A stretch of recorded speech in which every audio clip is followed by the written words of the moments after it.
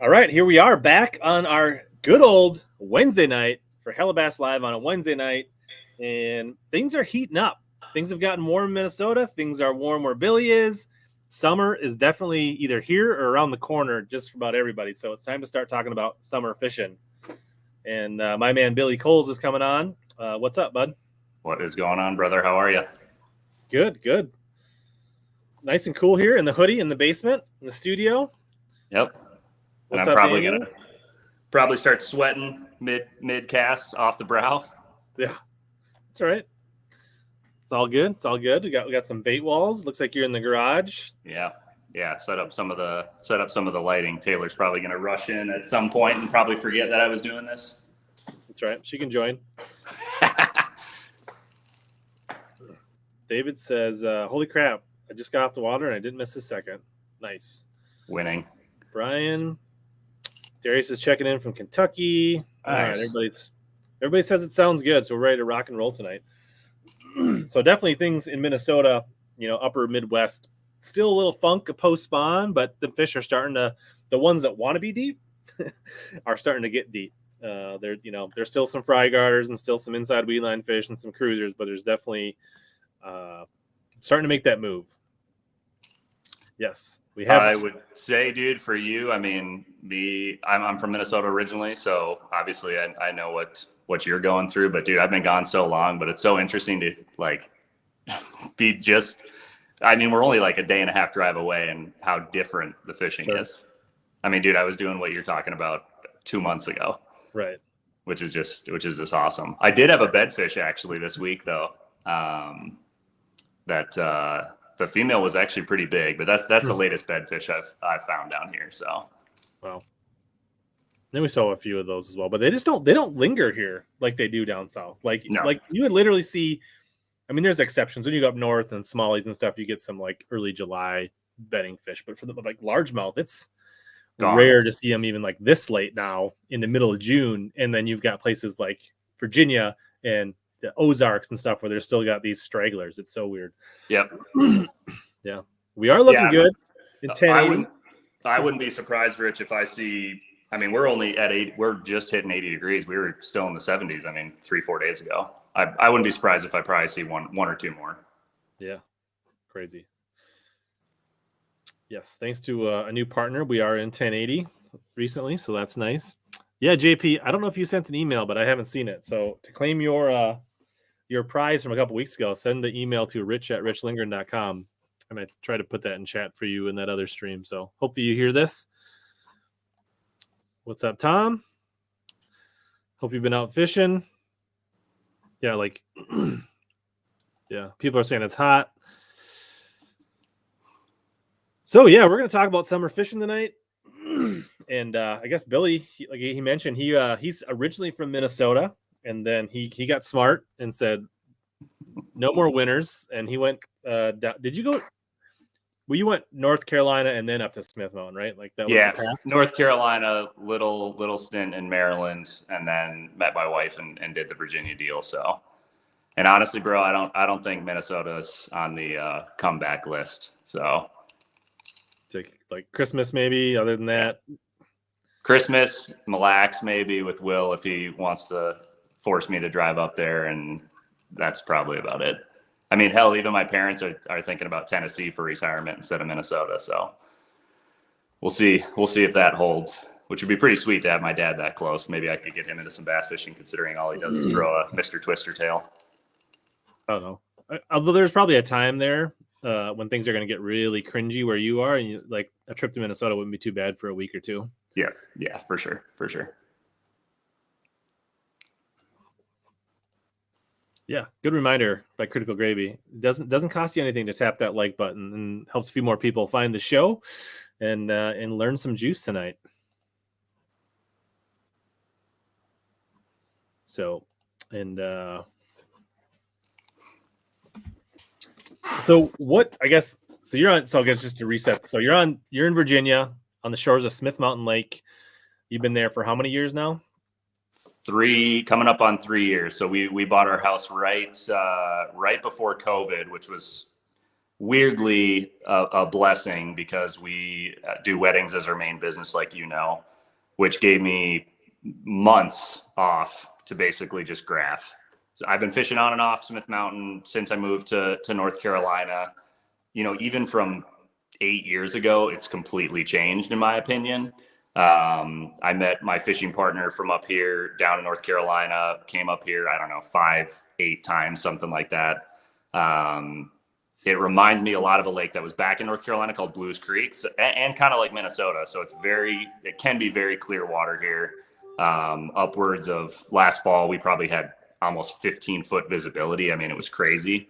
But we have 2 river systems. So if you're a river rat and you want to go up and fish current when they're pulling water and throw spinnerbait or square bill or something like that, you can do that. Or like my Minnesota roots and yours and kind of the other Minnesota boys that we all hang out with, if you want to go fish smallmouth on the lower end with tiny, fighter flies and tiny drop shots and Ned rigs and stuff like that, you can go to the lower end. So it's got everything.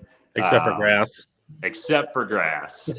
It's got like 8 patches of like river reed grass that's like a half foot in the water that actually I fish right now with that brim bite that we'll talk about. But years ago, dude, you can find lily pads on here on Google Earth, like previous.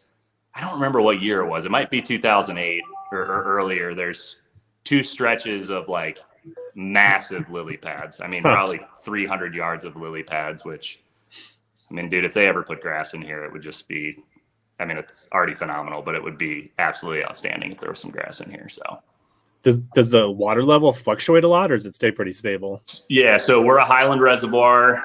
For anybody that doesn't know Smith Mountain, Highland Reservoir in Southwest Virginia.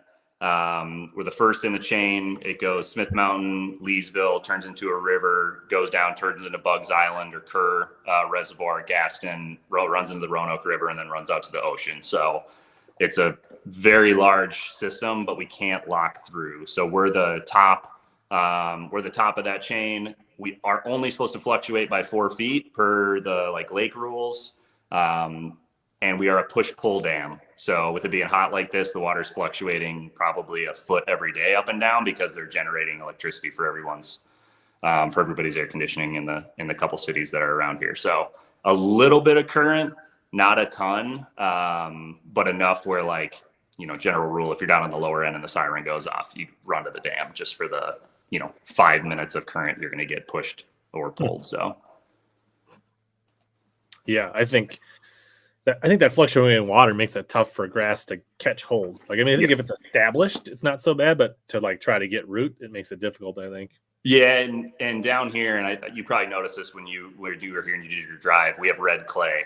So it's not like the most, at least my understanding, it's not the most nutrient rich soil, and that obviously goes into the lake and everything like that's under the bedrock and all that. So I have heard that they spray for it just for recreational use, but just like you're saying, you'd probably have to go hand plant it in some mush back waters for it to try to barely hold on.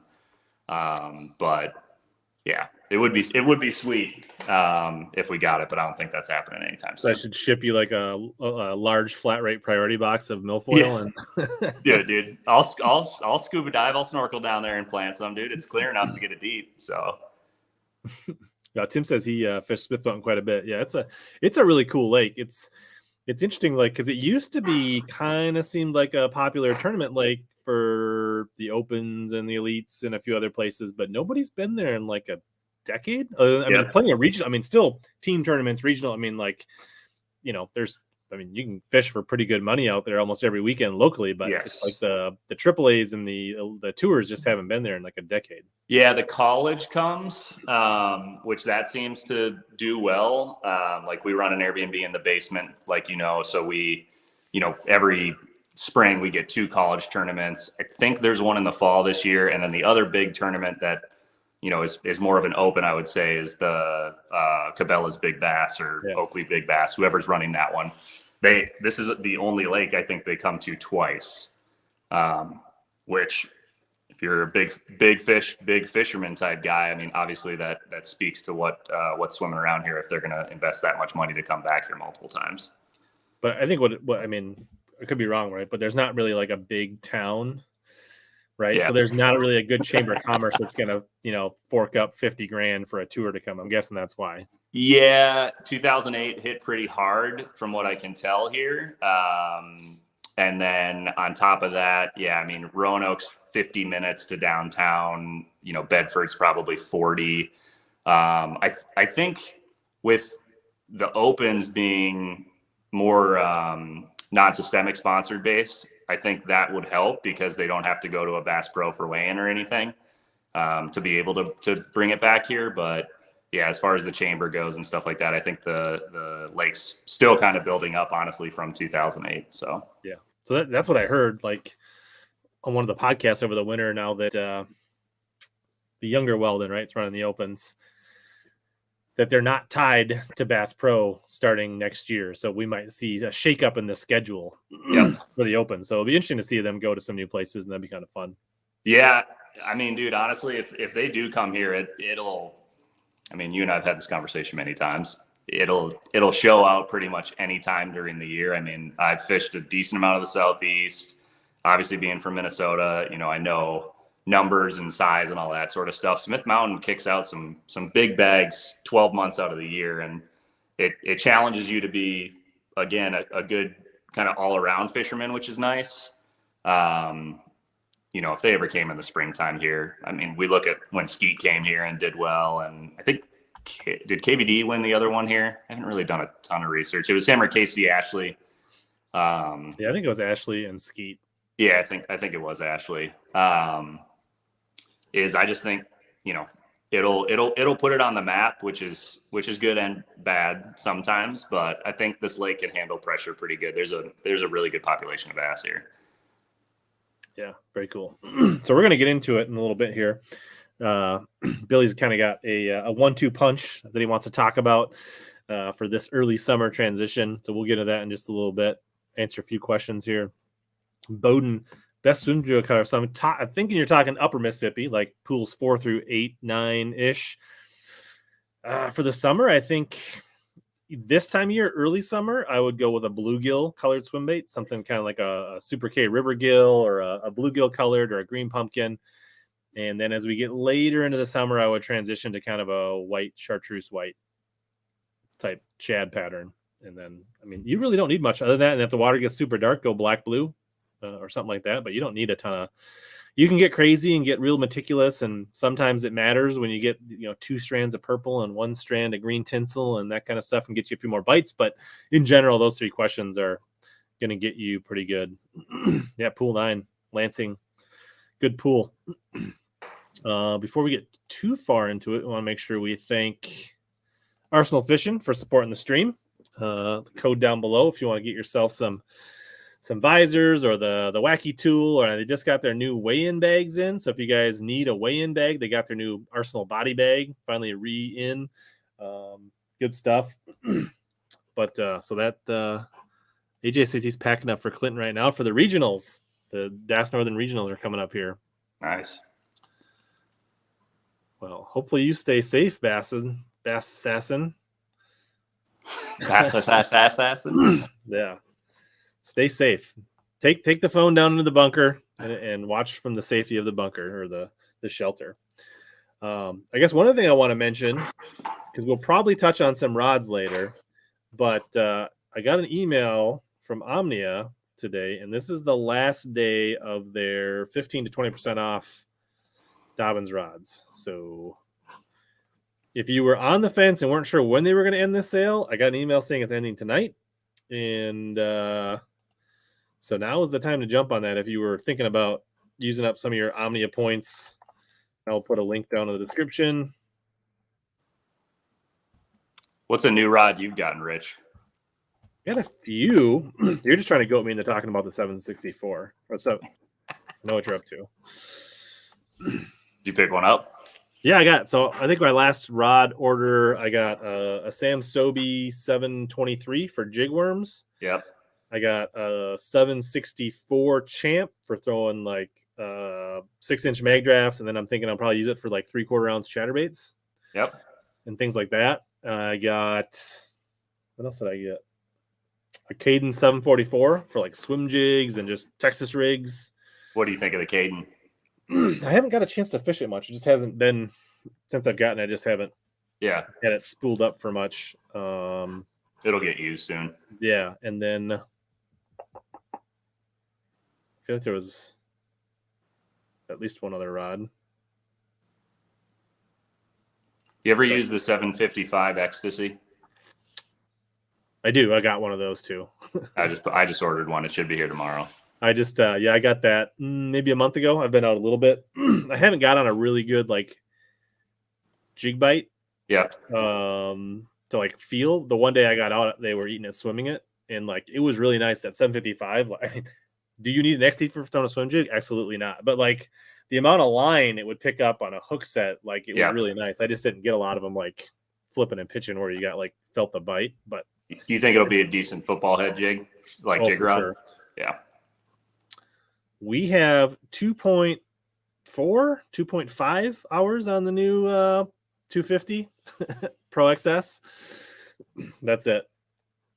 And total hours in the boat is probably 9. The new. But we just put a ceramic coating on. I had a mobile service, detailing service come and put the ceramic coating on it. So it was what was I going to say? I thought now was the perfect time to get it done while it was clean, before I rigged it out and before I like put any marks in it or got any. And so that's the plan, to keep it looking good. You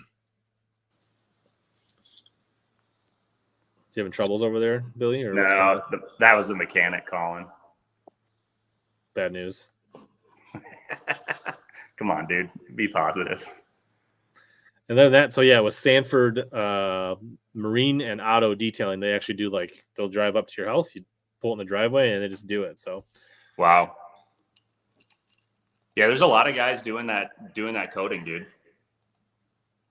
Yeah, supposedly it repels the water and keeps the dirt off it. So like when you wipe it down, stuff just comes right off, and it keeps the water spots off your motor and all that kind of stuff. So, are you the wipe down the boat? You're the wipe down the boat every time? I've wiped it down the 2 times I've been out so far. I don't think I'd bring the Camus to Virginia. I'll just hop in Billy's boat if I'm going to head down there. Book the flight. They're super cheap. But now the problem is I have a boat and the fishing's pretty good here. So yeah, for sure. No, you need to do a February here. Yeah, I'm much more likely to come visit Billy when we have ice at home. And I did visit you. Was it 2 years ago in March? It wasn't that long ago. Late March, right? Yeah. Yeah, Camus is the Earl Benz. It's the new Earl Benz boat. I suppose I could throw up a picture of it. Quick. For those that haven't watched the video, so if you missed it, there is a new video. What are we drinking tonight? I'm drinking water. What do you got, Billy? Four Seasons. Four Seasons. Fancy. It's a celebratory drink for your boat purchase. There you go.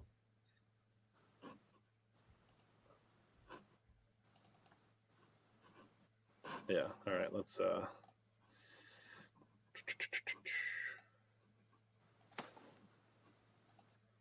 well, so for those that haven't watched the video, that's what she looks like. Oh yeah. The not so world premiere. What's up, JJ? We're still taking suggestions for names. Leave a comment on the stream, and then we'll probably have a poll. So there's been some interesting, but it's. I like your Carol Baskin Bass Cat reference, but I don't think I'm going to go with that. I like the creativity, but we're not going with that. As many times as you bring it up, Chris, that's probably not going to happen. John wants to know, have you ever tried Angles Envy Rye? Yeah. Yep. Oh yeah. I've actually critical the last the last good bourbon that I had was Rabbit Hole that I got as a gift. I don't remember who got me that. But I just ran out of it. Somebody said Lucifer. It's not that I'm so white. It's just that Billy's melting in his garage and he's glistening, and it's just yeah, guys. I've already taken my shorts off. My underwear's coming off next. Like it's about 97 in the garage. So nice. All right. So as we mentioned before, Billy is a guide. I don't know if I actually mentioned that, but he's a guide on Smith Mountain Lake, and it's called what? Smith Mountain Lake Fishing Guide Service, man. Straight, easy, straightforward. And there's a link down in the description. So if you want to follow up and check out Billy's website at any point, that is an option. If you're interested, or if you're heading down to Virginia, he does a good thing. I went out with him one time with my buddy Pat, and we had a good time on the water and caught some stripers, got some largemouth, caught a couple mag draft fish. Overall, we had a pretty good day. He's really good. And also, if you're in the area and you don't really care whether you're on Smith Mountain Lake or whatever, Billy ain't too shabby with this front-facing sonar. So I assume you do some like training on that sometimes, where you just train people on the front-facing. Yep, 100%. So yeah, I mean, honestly, anybody that's within a 3-hour radius. I mean, for example, I was at Norman basically this time last year. I mean, that's a killer time to be learning it, is when the fish down in the Virginia, South Carolina, North Carolina type deal are starting to push offshore is when it's going to shine. I leave mine on pretty much all the time, just because I've looked at it enough now that I can, pick stuff apart pretty shallow. But now's your primo time with starting offshore and chasing topwater fish and swim bait fish and stuff like that. So some training on that, just Garmin units in general. If people have Garmin, jumping in the boat and kind of going that route. Because I can tell you right now, I mean, all the years of playing video games has finally paid off. So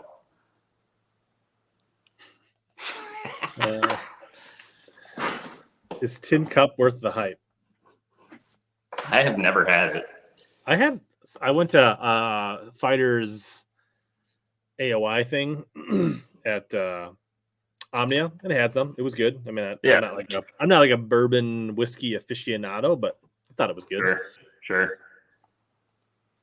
Hey, real quick. Hey, Rich. Yep. If I slide up on this, it's not going to kick me out, right?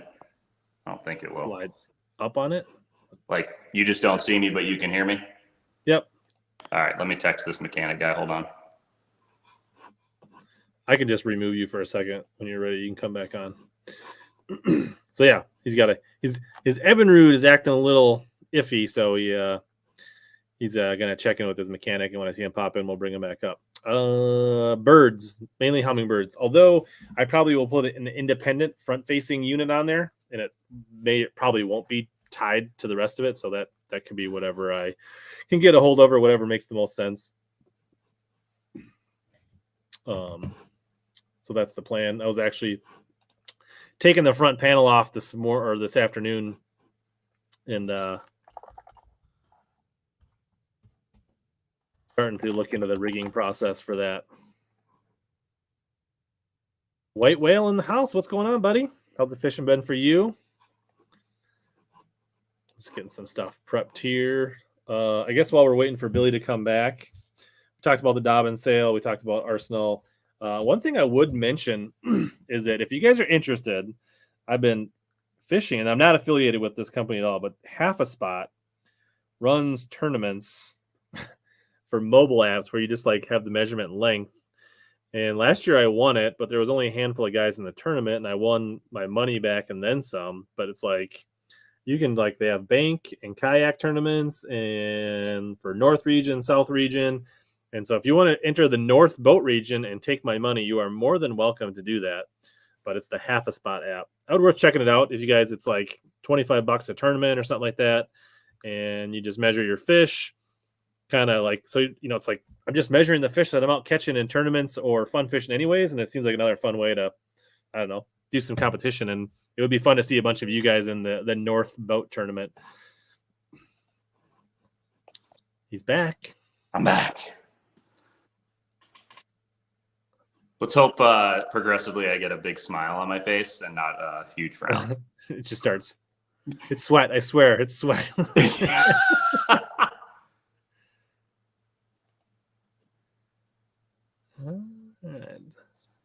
Post the link, please. Are you talking about the Half a Spot? Just search. It's an app, so it's Half a Spot. Just search that in your I typed it down there. Just search half a spot in your app store, whether it's Google or whatever. What's up, Gabe? For me, split ring. I don't use loop knots on my Topwater. What about you? Ooh, you don't? No. Not even a popper? You know we got time for that. That's funny because I definitely was going to bring up loop knots for your popper on Brim eaters. No, actually, I guess I typically use a clip on my popper. A little decoy clip. Nice. Because actually, and part of the reason is why I use a clip is because I tie a braid to a short mono leader. Sure.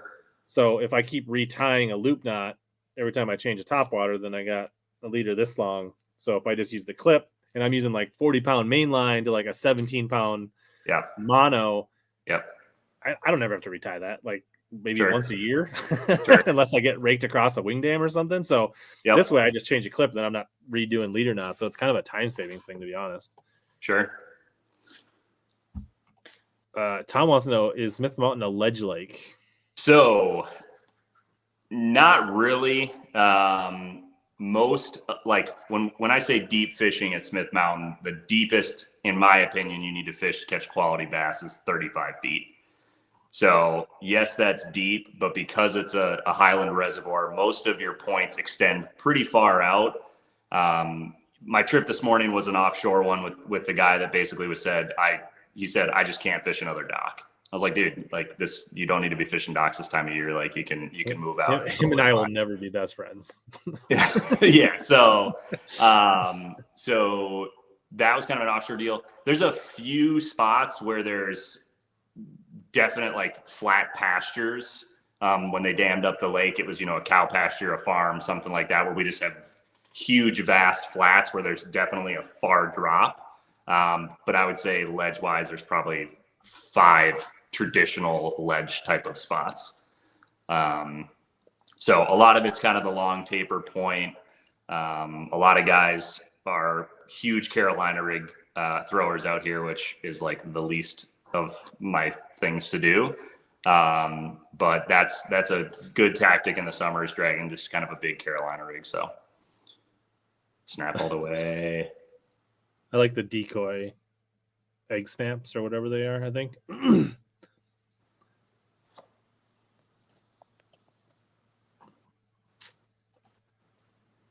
see. So you would say in general, it's more like an Ozark lake than it is a ledge lake. Yeah. Lower end of the lake's very similar to Ozark, kind of that big bouldery natural chunk rock. Like I just jokingly call it Canadian rock for people that, are asking where to kind of fish. Canadian rock. And then our lake is absolutely loaded with brush. Someone is dumping a ton of brush all the time in here. You're not supposed to do it. Obviously, they don't care. But we have tons and tons and tons of brush out here, which makes, again, kind of that 1-2 punch right now really fun. But even our like August dead of summer, like 97-degree, no wind, like you can go hit 50 brush piles, that are 20 feet deep and definitely get on them. So definitely sets up more like an Ozark. Trying to think of like where else it would really. Yeah, I mean any sort of foothill lake.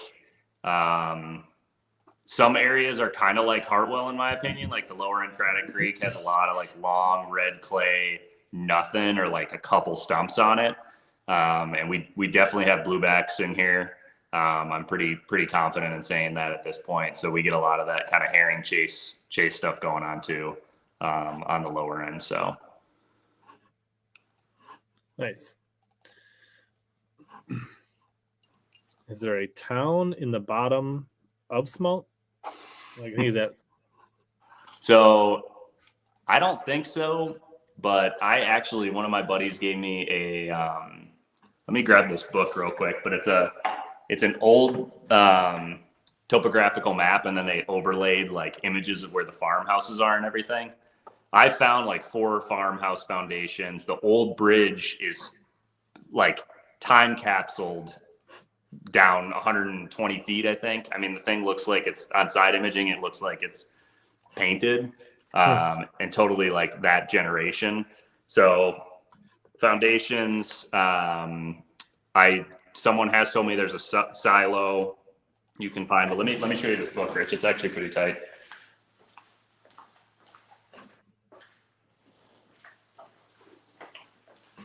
And I don't know who makes, I guess I could figure out who makes this, but look at this book, dude. Nice.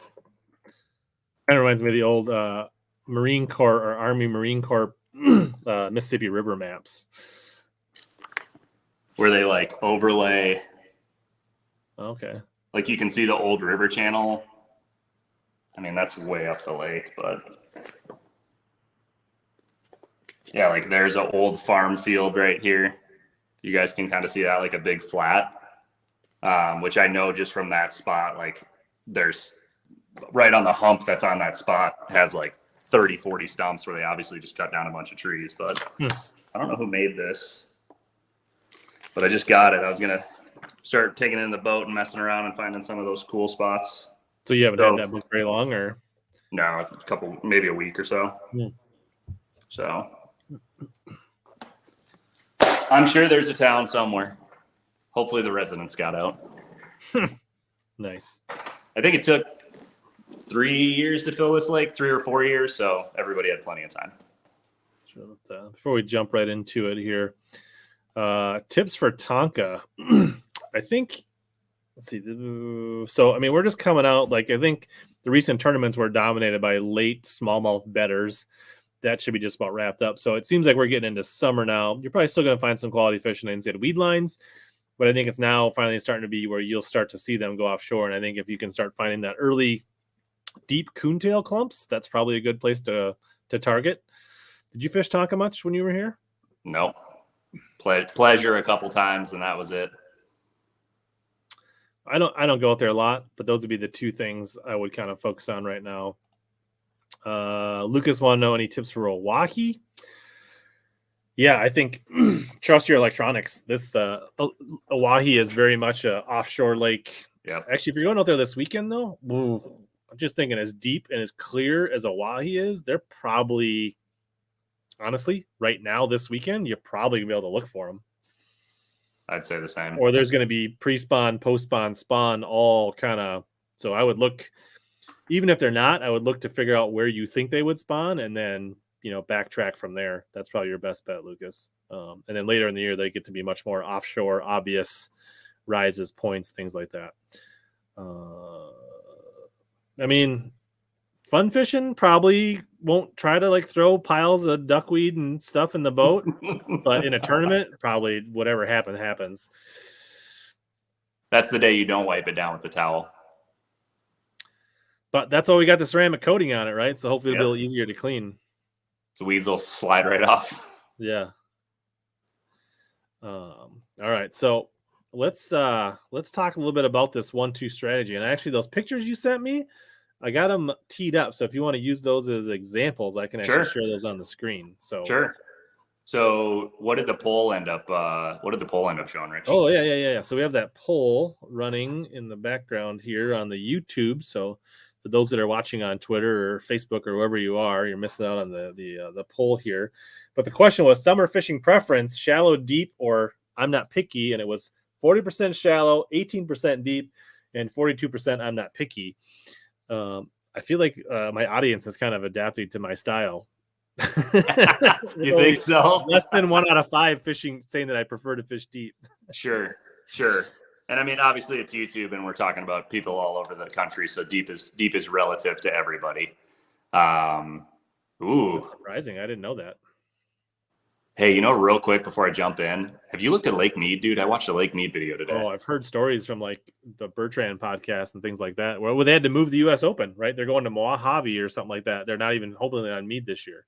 Dude, there's only one ramp that's open, and you got to have a lifted truck to even get a boat in it. Otherwise, you're sinking your truck. Yeah. Crazy. That'll be a crazy life experience if Mead completely dries up. So crazy. Well, that's interesting on the polls because, I mean, hopefully most of those are kind of northern boys, but yeah, I think they're definitely picking into your style. But the topic that you and I obviously came up with, that's an important one, because the number one thing I'm guiding for me that I hear when I take out actual like fishermen, sometimes I'm taking out kids and dads, and they're trying to catch a 2-pounder, all that sort of stuff. Like today, this guy was an avid angler, wanted to kind of get that offshore understanding because he's sick of fishing docks, and kind of that total understanding of where he needs to be and when he needs to make the adjustment. Is I think a lot of guys get ahead of fish, and that doesn't even necessarily mean right now, just in general. If you fish on somewhat of a frequent basis and you're catching them, and all of a sudden you're not catching them for a couple days, you push yourself way too far ahead from what is actually going on. And I think this time of year specifically is a time where people say, all right, it's hot as hell, the fish got to be moving offshore as quick as possible. And just through years of fishing, and then this lake specifically, I kind of flip it with what you normally think of, okay, they're going to run into the brush on a super non-windy, high sun day. And it just sets up a little bit different. So my early summer, which I would say we're only going to have probably 2 weeks of it before the brush is just loaded, is starting deep early in the day in most cases. And then I am running up and fishing as shallow as I can right now in the hottest part of the day. So I'm talking 11:30 to 3:30, sun's high in the sky. If there's no clouds, even better. I am trying to target single fish up shallow that are eating brim. And it's somewhat of a mental game because you have to cover a lot of different brim beds to find the right fish. But this, I think, kind of equates to any type of lake. I mentioned earlier that I was at Norman this time last year. Same thing at Norman. Deep brush piles early in the morning, later in the tournament day. But once noon hit, catching a couple key largemouth on Norman is huge. Doing the exact same thing, throwing a popper, prop bait, Cinco, little sneaky bait that I'll show you guys. But my approach is using live scope early in the morning, figuring out if those fish are towards the bottom, are they suspended, are they up high actually chasing, and then knowing, all right, the quality of fish is starting to slow down offshore, where we're going from catching 3.5 pounders to 5 pounders to all of a sudden we're catching 13 inchers. And at that point, kind of making that adjustment and starting running shallow. It's a lot of it is live scope heavy because I can watch those fish now and I can target fish, me specifically. I can also tell guide clients to kind of cast out at them and hit them on the head, basically put it right in their mouth. And that'll tell you quickly how the day is going to go, no matter the weather pattern. I mean, generally I kind of go out with a general idea every morning, but I'm having to adjust as a guide. That's kind of part of the game. Is if you have a 4-hour trip, you don't really get time to go hit 7 points and try doing the same tactic. You get a point to try a tactic, and you got to try something different on the next one to kind of see how it's going. So if the offshore deal's working, we'll push it as long as we can, and then swap and kind of go shallow. So it kind of sounds like a tournament strategy almost. Like as a guy that fishes tournaments, it's kind of sounds like you're weaving your how you would attack like for a tournament and kind of bring that into the guides. Yep. And so you're going for numbers and quality in the morning, and then when the bite is the numbers and the size fading in the deep right now, or is it? So, when I say deep is relative, we're fishing 12 to 18 feet. So medium depth, sometimes a little bit deeper, maybe 25 feet. Like he caught one out of a rock pile like 28 feet today. So in most cases, I'm noticing, at least where I am at, once 10:30 rolls around, the quality on the deep fish is dropping off for some reason. It's just all of a sudden they're going from 3.5 plus to 13 inchers. And I don't know if that's just a sun gets too high. The other thing that we have going on is we have a hardcore shad spawn that's tapering off now. So a lot of those fish are eating from like 3 in the morning until 7 in the morning. Sure. Just chasing shad, or whether the shad's kind of out on the brush and everything like that. So I think there's kind of this weird window where I'm noticing of, all right, we've caught fish at 5 stops, and all of a sudden it takes us 3 stops to get a bite, and it's a 14 incher. We do that twice, and then I say, all right, we're gonna start going and running shallow and and kind of putting our head down. In the morning when you're getting are the little ones mixed in, or like the third? So in the morning you're catching 14 inchers and 3-pounders, and then all of a sudden they bite slows and it turns into just dinks or just barely keepers or and I think a lot of that, I kind of take we'll call it, I don't know, California approach or whatever you want to call it, where if I've got an angler like today, he can cast a bait cast, or I can tell him where to cast. He's within 5 feet of where I'm telling him to cast. All that sort of stuff I'm going very large baits to very small baits. So kind of covering that gambit as quick as I can, like you said, like a tournament approach to, okay, what are they doing today? No matter what the weather condition is I might have him throw a 6-inch swim bait on a lead head and run all the way down to a 2.8, throwing a worm, topwater, crankbait, and spoon all in between that. And then boom, all of a sudden on this point, we're getting a bite on a 3.3 and we can go to 4 points in a row. And that's what's going on. Sure. Which is changing by the hour, which is fishing. And when you go shallow for the brim bite, is that a numbers and a size, or is it just size quality? Just size. Yep, just size. So I think this is where, it's kind of similar to the mag draft deal that you and I have talked about before and you kind of experienced is you can go chuck a big swim bait all day and you're going to get 2 bites, but they're going to be 5 to 7 pounders. The brim bite, in my opinion, is very similar to that approach. You're covering 10 different brim beds. You're looking at some brim beds that are small, 5 to 8 brim beds. And then I've got a couple right now that are 20 brim beds, huge.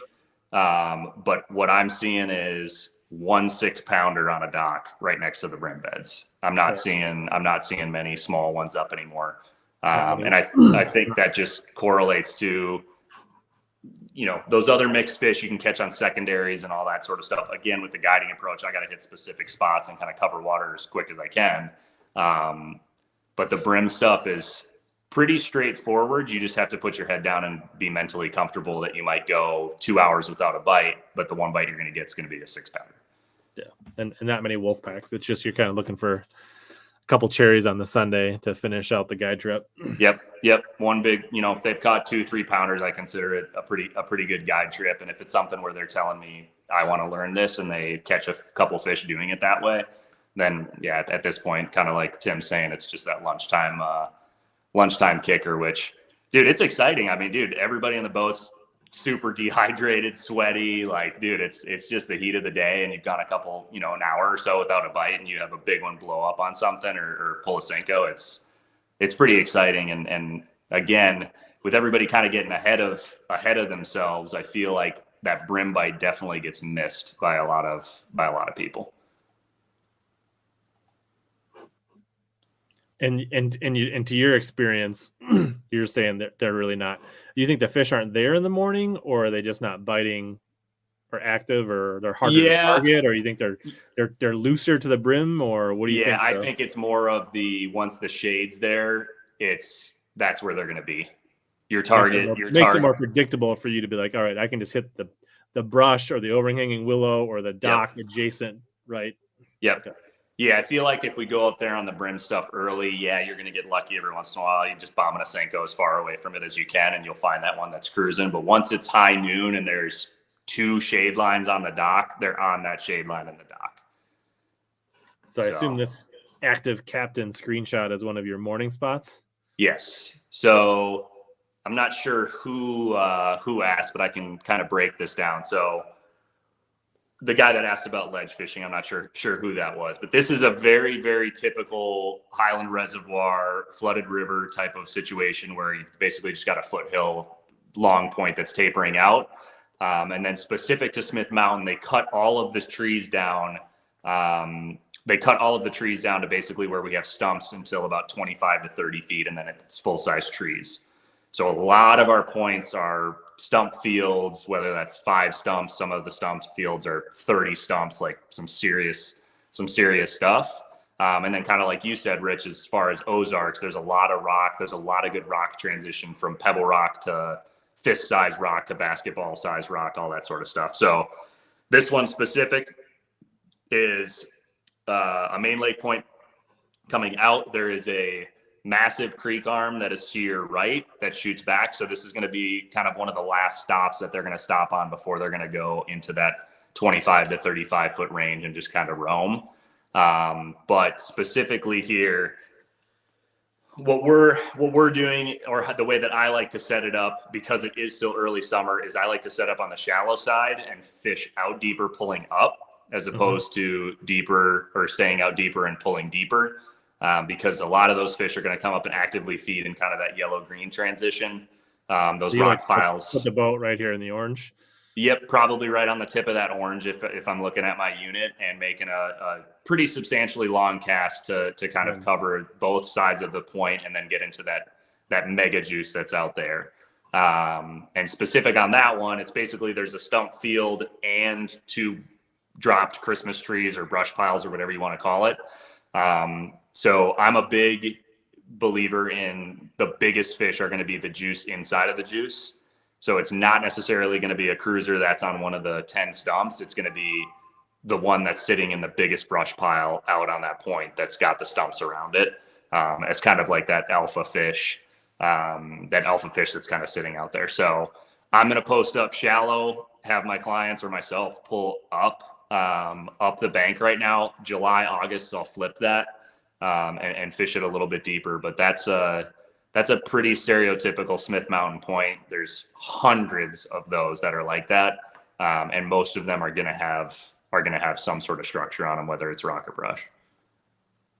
Tim says you're not crazy. He says this is exactly what he's experienced and reinforced a few things that he's thought of out there. Yep. Yeah, Tim, a lot of people, they think it's clear water and you got to get out deep and cover the brush piles and stuff like that. And that's fine. It definitely will work. And it's definitely a specific thing. But I think a lot of people forget that even in clear water, those fish are, they're not line shy. They're not boat shy.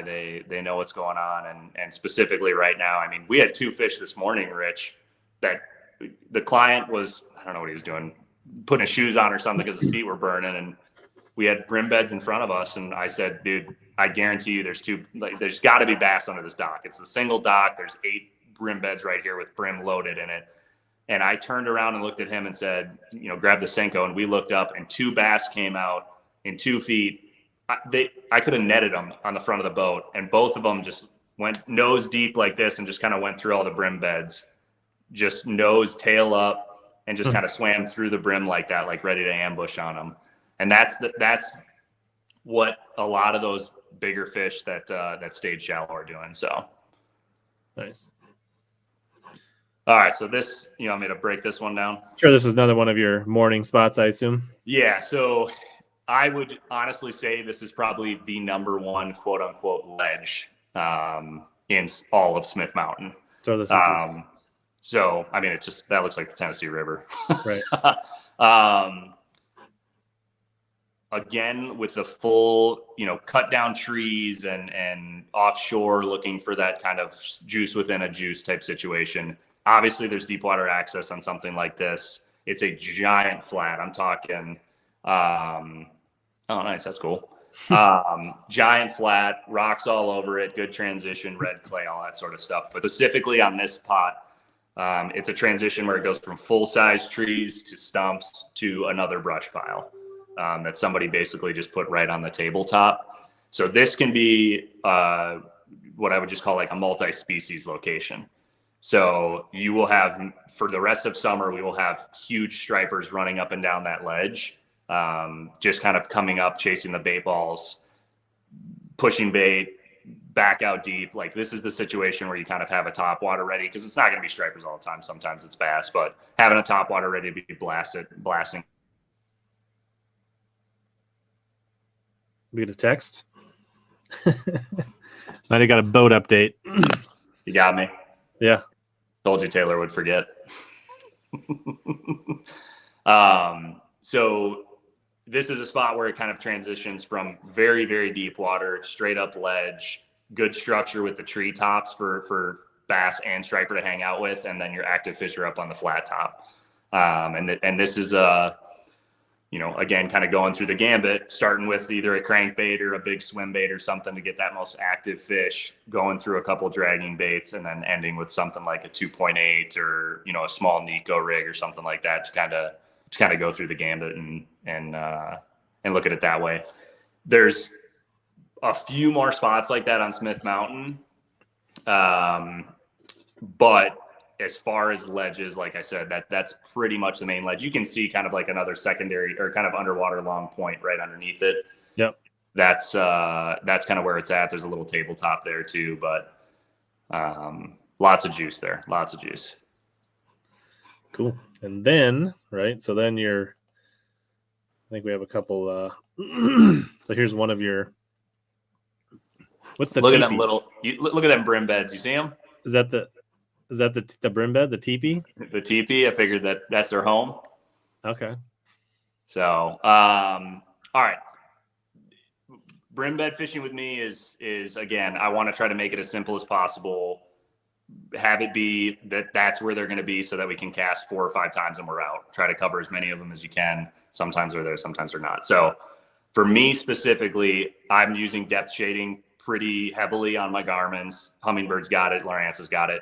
If that's not something you are utilizing, I highly, highly recommend it, especially with the brim fishing deal, because you can really see how big of a flat you have in some of these backs.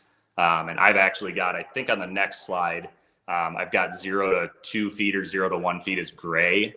So I don't know if it's on there now. So it's like 0 to 2 feet is gray. And then I think out to 5 feet is red. I am looking for very small, backs of creeks. The rounder, the better, in my opinion. Instead of the, pointed one. The general idea to that, everybody, is if it's a long, skinny one, it's going to have deeper banks.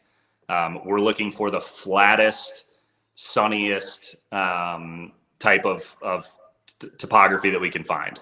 So like this one, in your mind, is more attractive than this one. I can't see where your mouse is at. Okay. Oh, sorry. I'm not. Sorry. This one, yes, is more attractive than this one. Correct. Yep.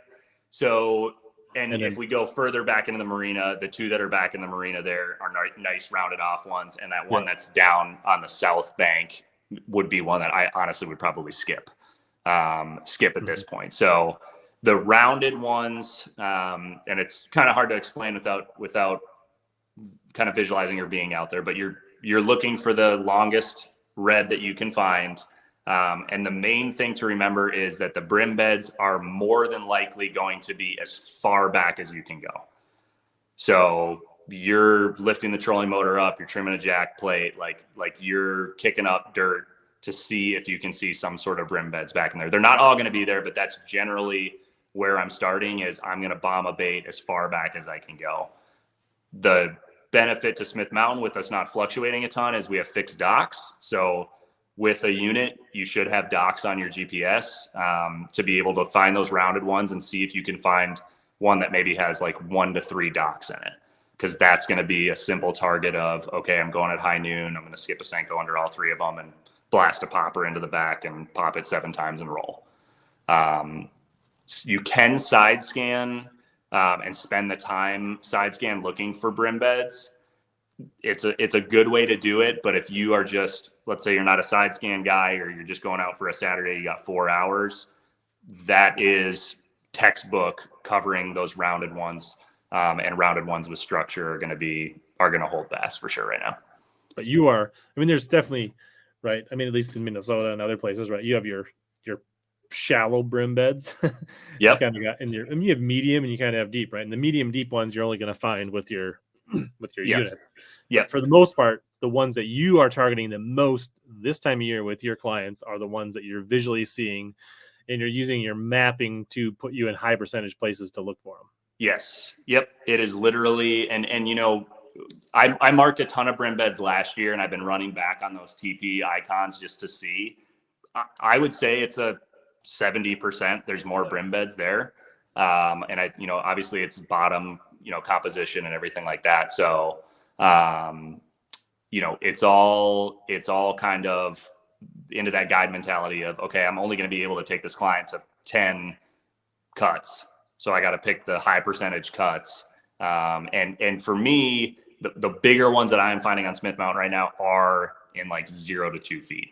And it's crazy, dude. I know you know this, but it's amazing how bass can hide. Like we just can't see them. And the water's 6 feet clear, and you look back there and you're like, nah, there's nothing back there. You blast a popper back there, and one shoots out from some random spot on the bank that, had a little bit of shade on it or something that you couldn't see, and blasts on something. And that obviously, it's a fun way to catch some big ones. Awesome. So I see do you ever get smallmouth around the brim beds, or is it just the largemouth? Some on the lower end, but it's mostly largemouth. That's one of the Liberty boys. Like I said, we have that college tournament down here, so try to support the Liberty boys. But most of those fish are brim bed fish. I think the smallmouth is probably just a drop shot fish or something, something early. Yes, those are all brim bed fish. So, scale, of course, we all push it out. It's that whole GoPro wide lens, but I mean, that middle fish is pushing 5 pounds. And I think all 3 of those were popper fish. Nice. With good old Maverick sitting there. Mav. He looks like he's scoping the next. He's like, where's the next? Dude, where's the next bed? Where's the next? No, he's scoping duck, bro. Okay. Any duck sound, that dog's going psycho in the boat. Nice. Awesome. Well, that was a great breakdown. So let's maybe transition into baits a little bit. Sure. We talked about them, but might as well do some show and tell. So let's go deep on it first. Pigstone. Yeah, we're talking about a lake up home. About just, you think it's clear, you think you see. I mean, it's so often you swear you can see under a dock, and then up here. I mean, you saw that, right? Like you swear these sandy docks where you'd swear you can see everything. And I've seen it up north and like lakes up by like, Bemidji and stuff, and like it looks like crystal sand, 12 inches deep. And you swear you can see on that pontoon, and you throw like a stick bait or a jig up, and all of a sudden you see 6 4-pounders come out of there at the same time, when you're like, that we're laying on the bottom with camo on, dude. Yeah, for sure. All right, I'll talk about rods too, just to make you buy one. Come on, hit that like button, boys. All right, so Billy's out here sweating for us. We got to tap that like button. Like legit. I've already showered twice today. Like it's coming. Actually, when he turned his camera off, he actually hit the shower quick. It wasn't actually. No, dude, it's just a hose in the garage. I got a drain. Actually, Taylor's in there spritzing him, so you can't see it. Like, for sure. All right, so California style, going with just kind of that terminology, Zaldane style, Kennedy style, however you want to do it. So first things first, I'm a big believer in the biggest bass is going to eat a bigger bait coming through on deeper stuff. So I'm always throwing something big, whether that's a big crankbait, big swim bait, big worm, something like that. So I honestly don't even know what this swim bait is. It's a local guy that pours it just up at the tackle shop. It's kind of similar to a Scottsboro, to be honest. Kind of very similar to Scottsboro. Light hitch is just kind of a general, like Ignite makes a bait like that, I think. Yeah, legit. It's like unnamed in plastic box guy, but I think like Talon, maybe like a place on Tag Warehouse. You could probably find something similar to that. So that's sure. Yeah. So pretty good amount of plastic movement right now. So obviously going back to kind of the mag draft deal, we throw the mag draft a ton at Smith Mountain. That's your early cold water swim bait, low kick, good draw power. As we progress into summer, you guys need to be thinking about more kick on your swim baits. So X-Zone Swammer, local pour stuff, something that's got a lot of kick to it, a big Kitech, 5/8 Kitech, something like that, that's going to displace a lot of water is pretty important on the swim bait stuff. Swim bait stuff that you're throwing, big bite baits. I mean, it's just a straight lead head. I think it's a 5/0 on here. It's just what I have liked. It has a pretty good keeper on it, but any preference on a lead head, 3/4, 1 ounce. I will throw on baits that don't have eyes. I will throw a Dobbins head. So 3/4 ounce, 1 ounce head. For some reason, dude, I just don't believe in the 4-eye bait. Obviously that's just superstition and me. But if it's an eyeless bait, then I'm going to throw it on a Dobbin's head. So as much as you don't like 4 eyes, you also like to have at least 2 eyes. Yeah, at least 2 eyes for sure. Or a black. Yeah. Exactly 2 eyes. No more, no less. Come on, guys. They're smart. Those fish are super smart. Rod, obviously you can see this thing gets freaking worked, bro. But 764. It's what I throw my mags on. It's what I throw pretty much all my 6-inch or less. Yeah, True Bass is another great swim bait to throw on a lead head. And then I think it's either 16 or 18 pound sniper. And then I've got it on a 6.2 reel, which I don't know. I could get yelled at for that, but part of your stuff, right, also is like, right, could you get by with a 1/2 ounce head? Yes.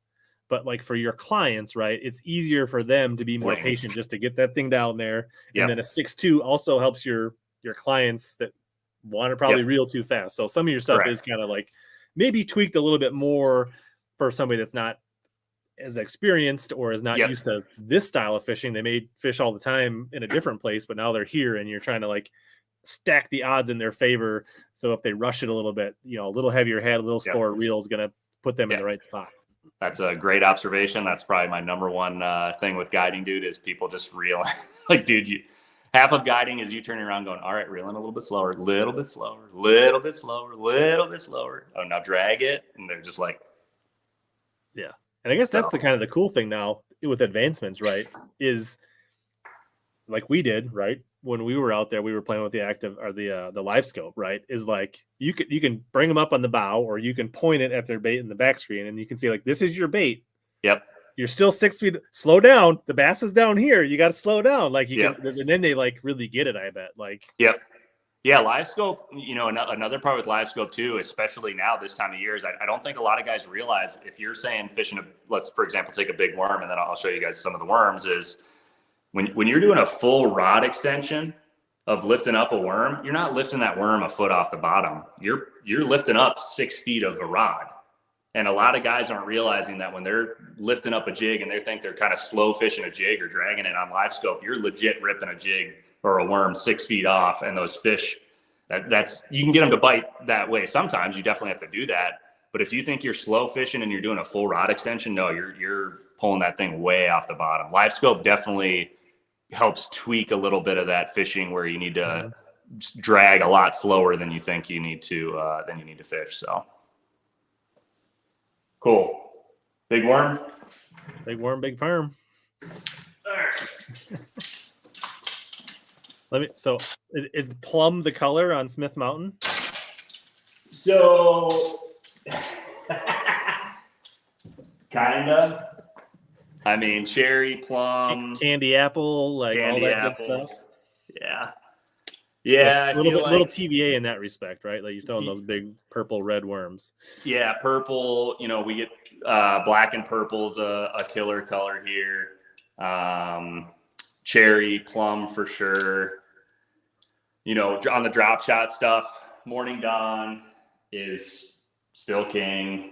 You get a few colors kind of mixed in. I throw perch a little bit. I throw, June bug. Actually, I don't throw June bug a little bit. I don't throw it that much out here, but I think it's a sized thing too.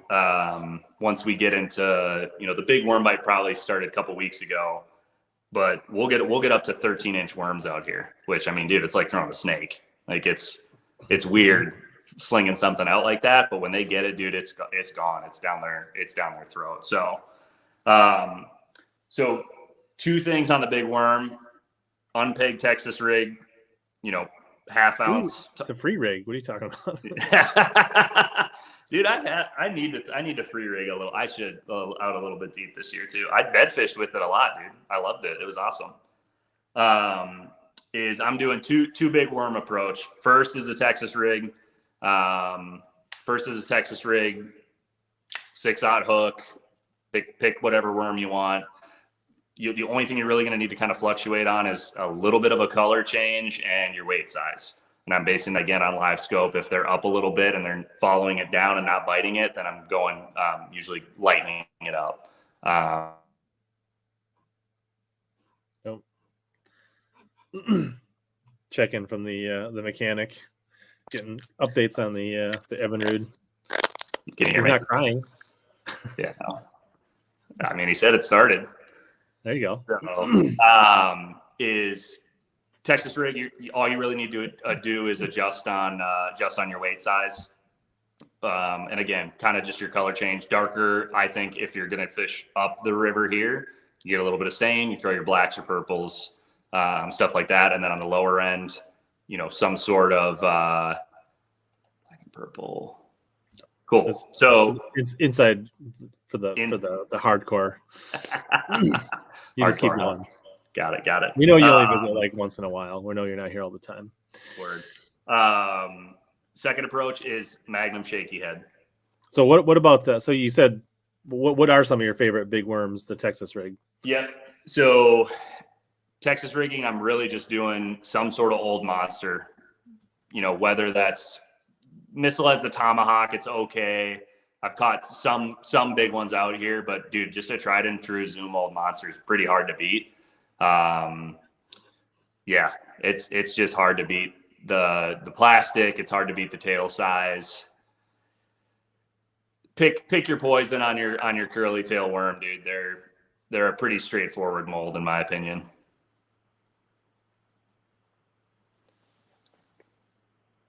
Yeah, they got a good selection too. Got all the ones you need. Yeah, Red for bug, sure. Plum.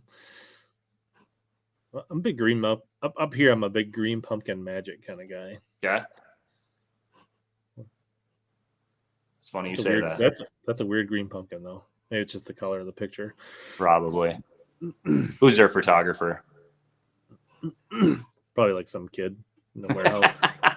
Some 16-year-old YouTuber from Alabama that's taking pictures for Zoom. On his iPhone. Probably. Hey, good lighting will do it, dude. All right, so the other deal with at least our lake here, specific with kind of that offshore rock that I was talking about, that like rock transition stuff is Magnum shaky head. So again, 1/2 ounce, 3/4 ounce. And then this worm I just picked up just to try it. It was at one of the shops, is that 6 Cents Divine shaky head. Kind of a weird design, but I mean, I caught 2 good ones on it last week. I picked up like their bluegill magic, I guess. Green pumpkin magic, a little bit of blue, a little bit of purple to it. But it's not something on the worm that I'm going to do like a 7-inch. Like if I'm going to go for a big one out deep, I'm throwing at least a 9-inch worm up to a 13-inch worm.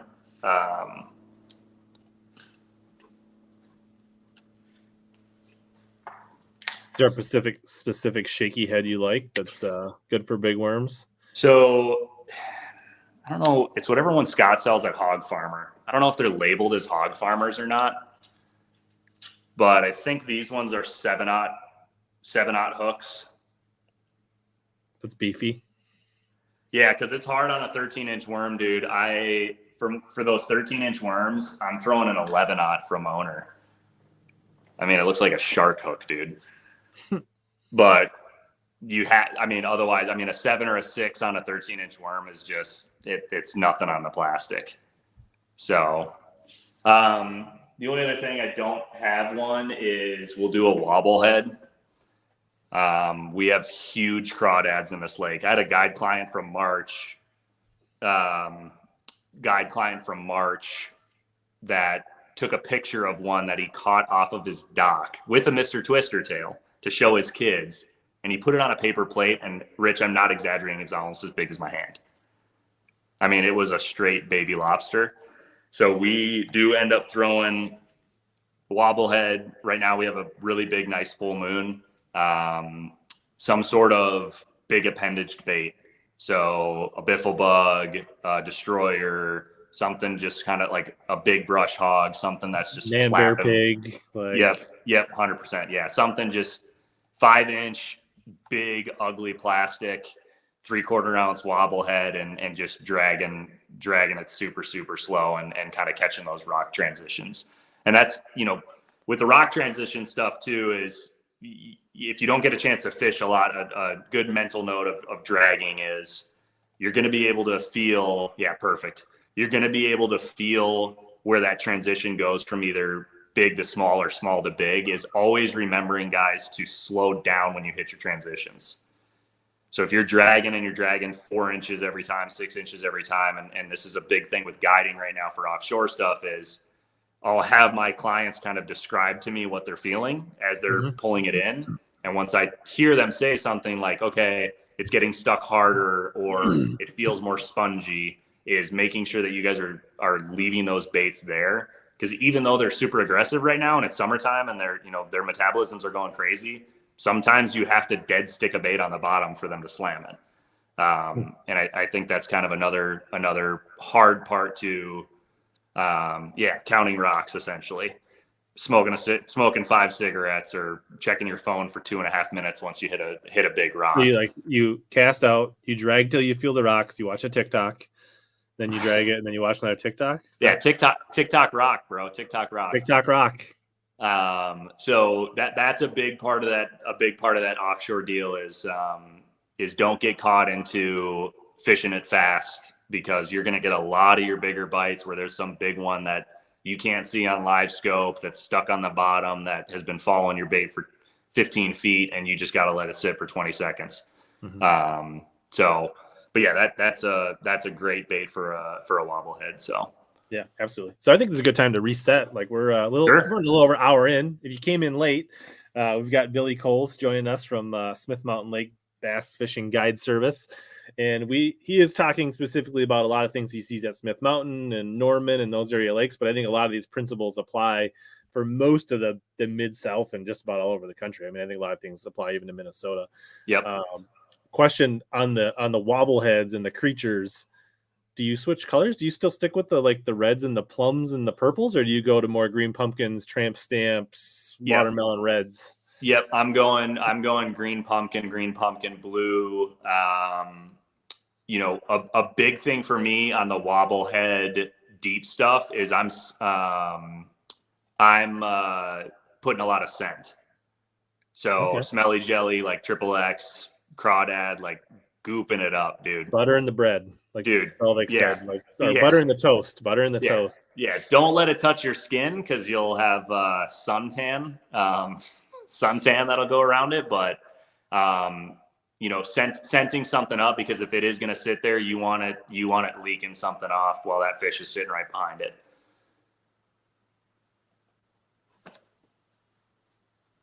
Yeah. Have you tried the bait fuel, bro? Have you? No. Okay, I have a question. So me and Shannon, we just put a Tackle Warehouse order in. I don't think Tackle Warehouse is selling it. I think it's small number of distributors. I don't know. Really? He said he was looking it up. He didn't see it, but is it not scented? I haven't tried it. From what I've heard, to the humans, it doesn't smell or taste like anything. But supposedly the fish can sense it. Are we being sold? They came out so hard with their marketing. It made me think of like laser lure / Livingston / banjo minnow, that I just was like, it scared me and I stayed away. Yeah, the no scent deal. I'd be interested to see maybe check out the website and see if there's any sort of like science explanation behind that. Well, they do. And there's like, I have a friend that really took screenshots of their like commercials of like, it looks like a college grad student in like some fake Canadian college laboratory, and like it's like completely staged, and they've got these like fake graphs on there. Like, I don't know. I've heard a few people Gabe. I don't know if he's still in here. Gabe was in here earlier. He said he thought it worked. And then if other people say that like I think I just bought old hand sanitizer that they did purpose. So I've heard both ends of it. I haven't tried it myself. Bro, what if it's COVID overflow just stamped bait fuel and the scent was just never added? Yikes. Good point, Gary. I don't think bait fuel will work for frogs either. Yeah, I don't think so. It's a jelly. Interesting. Here's a good follow-up question on the wobblehead. Are you dead sticking dragging the wobbleheads? So you're not doing the like just. I mean, you probably do at times, but a lot of times it's both. Or most times it's a slow drag, but I will put a 1 ounce one on and more crank it. You honestly, that's probably kind of more of a now scenario with it being a full moon. So getting out, a lot of my trips are starting like 4:45, 5 o'clock. We're definitely getting some still low light type crawdad activity stuff. I would say I get a lot more bites dragging than I do reeling it in like a crankbait. So, but tell you what, that is talk about them ripping a rod out of your hand as a wobblehead up on some rocks and stuff, and then grabbing it. Here's I don't know if you've tried this one thing, because I feel like bobbleheads, when you work them like how they were originally designed, like I feel like the hookups aren't the best. Yep. So what I have been doing is Tokyo rig and fishing it like a wobblehead. Yep. Because then you get that like 3-inch separation. Sure. Right? So and I don't know, like a lot of our bottom up here is kind of silty and soft. So like the wobblehead like just sometimes just gets down in there too much, right? Like really like whereas that'll keep it up a little bit. And I think the other thing is like when they get the wobblehead, right? Like it's kind of like you're dragging a Texas rig, right? If it's a wobblehead, and they come and they get the whole thing, and they got that big football head in their mouth. And when you go to set it, you got to pull that 3/4 ounce, 1 ounce through their lips, right, to get the hook in. And I think sometimes that especially because you're Texas rigging it, you don't always get a great hookup like you would on a football jig, right? Yep. But with a Tokyo rig that comes down 3 inches or whatever, they don't typically get the weight in their mouth. They get just the bait, and the wire usually probably still sticks out their mouth. And then when you set the hook, it's all bait. So what are you doing on your hook on your Tokyo? Like, are you doing like a 3/0? Depending on what, a 3/0 or a 4. And I kind of typically just use their regular like round bed one, right? Not the EWG, but just the regular round bed version. And you put a Kitech on there. You put some kind of structure bug or whatever. It's a pretty good rig. And then versatile because like you can flip it, you can drag it, you can like biffle head it, like. Yep. Yeah, I know Will threw a lot last fall as a backup bait. For us, like when I was throwing like a wiggle wart, he'd throw a wobblehead kind of down and through some stuff. I do know that Kitech deal on a Tokyo could definitely be a deal. I haven't really messed with it that much. Greg was probably out fishing. Greg. He's up there in the promised land of the Brainerd area where the fish are big and dumb and plentiful. Just out fishing on a work day, huh? Yeah. Life. Cool. Do you want me to keep rolling through these baits? So yeah, I mean, so you kind of said for how deep we've kind of recapped for people maybe trickling in. It was like you like a big swim bait, you like a big crankbait, a big worm, a big wobblehead. And then let's go. You want to go the small side out deep? Yeah. So do you do much in the middle, or you kind of like stick to the extremes? Nope. Not really in the middle, man. I really just I'm looking for that first big bite, and then if not, I'm seeing if I can play cleanup with something smaller. I'm guessing it's drop shot in 2.8 after that. Yeah, definitely. So let me do this, and then I'll show you guys the. Let me see what else I have on here. Oh, I did have a wobblehead. Like there's a green pumpkin blue. If you guys can I don't know if you guys can see that blue or not, but like a little bit of it. But again, 764 on that one. Worms a 735. Most of the lines 16 to 18. I don't really go up to 20. The water's a little too clear, and I think 20 is just overkill, honestly. I'd rather get more bites and break off every once in a while. So big, dumb, and plentiful.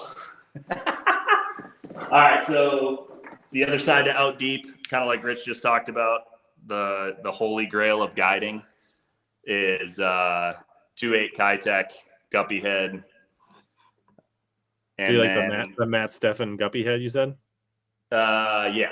Yep, guppy head. I did find, actually, Rich, I should show this off because it's a little sneaky thing I just found, but off Instagram, believe it or not. But all right, Kitech, any sort of translucent shad color for us. You can see it a little bit better. One thing I have been doing, because gas is too expensive, bait's too expensive, everything's too expensive, is I picked up a little Instagram trick. I don't remember who it's from, but that is just a regular like wacky, wacky ring or whatever. Mm-hmm. That will save you maybe three more fish on a Kitech. Doesn't affect the action because we're talking about it up in front of the hook, but basically you're running this on before you put the 2.8 on, and you're butting it up against the hook. This one's a little ripped from earlier, but putting that on, that way I don't have to glue it every time with guide clients because that can get too time consuming. Is that ring has been saving me, probably a pack of Kitechs a day if we get on a day where they're really biting. So yeah, you can do the same thing with the Arsenal bands and cut them in like half. They'll do the same thing. Yeah, I think any sort of way to kind of keep it attached like that. You put the ring on the head and then thread it like you would normally. Put the ring on the bait first. That's what I meant. Sorry. Yep. Over the head of the swim bait on the bait and then thread it on. Yep. So, and if it's you fishing and you can rig and wait for the glue to dry, if you do glue in that, I mean, dude, you can catch 8 or 10 before you really got to think about changing it. But I just know these things are getting crazy expensive, dude. I think they're like $8 or $9 a pack now. But as a reminder, another way you can save is by using the code on the bottom of the screen at Omnia. Duh. So you use that and Billy's trick, and you're basically putting free gas in your tank. Pretty much. I mean, yeah, it's literally you're putting money back in your 401k. They'll be paying you to go fishing with those tips. Yep. Head size. So this is important on a 2.8, and this is the head that I'll show you. Oh, you know what? I don't know if I have the heads in here. I'll look for them real quick. But 3/16 is probably my start, because at that point, what I'm assuming is happening if I can't get myself or a guide client to get a drag bite is those fish are high or they're looking up. So I'm casting something. I'm telling them to count to 2 to 4 max, reel in reasonably fast to kind of get, for example, like today I posted the guy's smallmouth that's coming off of a, rock hump that's in 14 feet, and that smallmouth just came and crushed it. So high in the column, but I also will have another swim bait on. Again, there's your double eye, Rich. I've got every basic size that they have, but being able to fluctuate with your fall rate. A lot of times on shad lakes like we have here, we get what we call like a pendulum bite, where the fish do not want to eat it when it is moving. They will only eat it when it's on the fall. Good one, Rich. Good job, Rich. 17.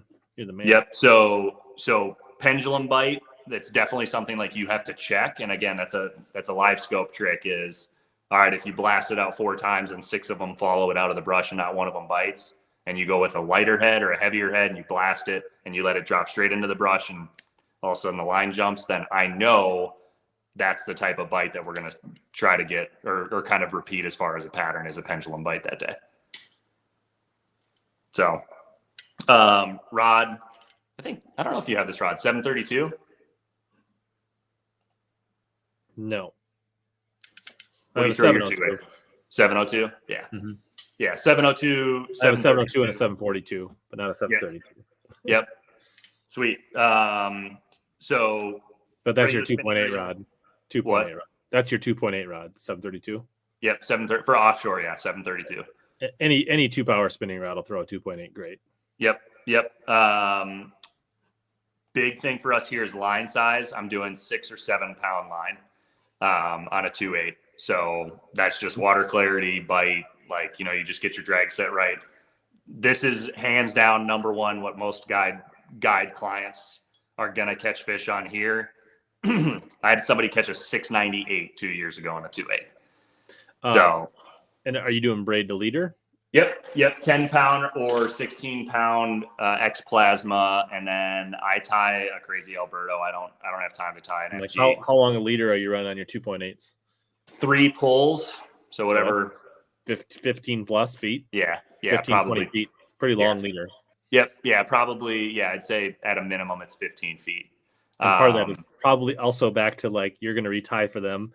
You'd rather retie the head 5 times and not have to retie the leader. Yep, 1,000,000%. I could do. I mean, last time I saw Josh, dude, he was like, "You need to learn the FG," because I think for him, I mean, he's tying 40, 50 yards of fluorocarbon on with his FG. Chad does the same, like super, super long leaders, just so that they don't have to retie it all the time. At that point, what's the purpose of the? I mean, make long casts. All right. But I mean, like you're getting a lot of fluorocarbon. I don't know.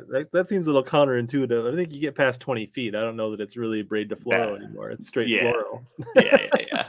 And a little bit of green line. So, but yeah, 2.8 is definitely the cleanup bait the majority of the time. Drop shot's kind of the other. But again, if I know the 2.8 caught the big one for Pat when we were out. Yeah. Right at the end of the day, he cleaned it up. He was... I mean, dude, it gets bit, and in my opinion, it's the majority of what all the fish are eating. I mean, we had a big school of smallmouth come up behind us Monday. Same thing, dude. I mean, they're kicking minnows out that are just dinks, and they're just that's just what they're eating, and that's what they're going to eat until all those fish either get eaten or we get into winter. So, would anybody in the chat care to guess how many bass that Rich has ever caught on a 2.8 in his life? Oh boy, poll it. I'm not going to set up a poll, but just go ahead and see who can guess how many fish this guy's caught on a 2.8 in his life. Is it negative?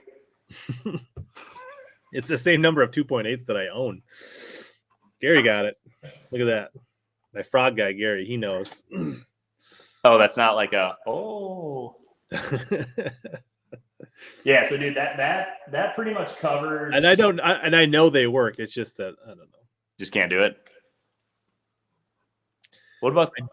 I do not have a discount code for the Camus, but I can promise you that if you call Into Marine and tell them I sent you, they'll take care of you. They're good people to work with. So nice, that's awesome, dude.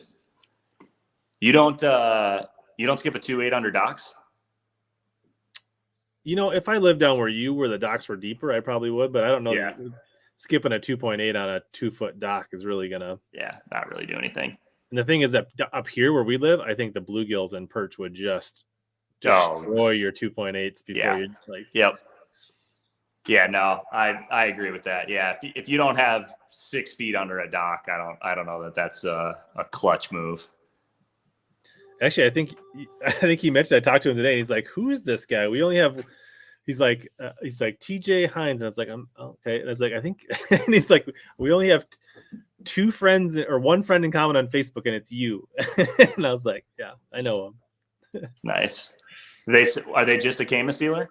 Camus, Vexus, Phoenix, I think Triton still too, but all the Nice. Let me see if I got that other swim bait there. For the we've had it since Friday, Benedetto, and it's pretty good. So I put out a video on Monday, kind of showing it off, but loving it so far. More to come. That's probably how I feel about a Ned, Tim, I guess.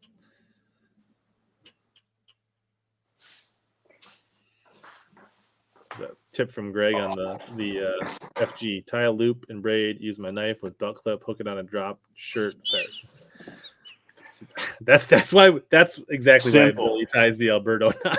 Yes, it sounds super simple, Greg. Can you send me a 20-step process for it? Yeah, send him a TikTok how that works, Greg. Yeah. Can you do it in 15-mile-an-hour wind too when you're out on the main lake, please?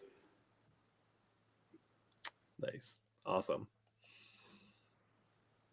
How's that boat fit in the garage, Rich? Perfect. I don't even have to I got to swing the tongue, but I don't even have to lower the motor. So nice. Do you do, I don't know if you can see it or not. I got bells back here. Do you do the bell trick on backing in? Because, dude, I've definitely got holes in the back of the garage. I'm working on. I got to come up with a system so I can do it without getting out and checking. And yeah. So right now I've got like a 2x6 on the floor so that I can just go up to that. But yep. Got to do the bell, bro. I think it's like a dog bell. Yeah, sure. It's a dog bell, but I don't know. It saved me some wall holes, but.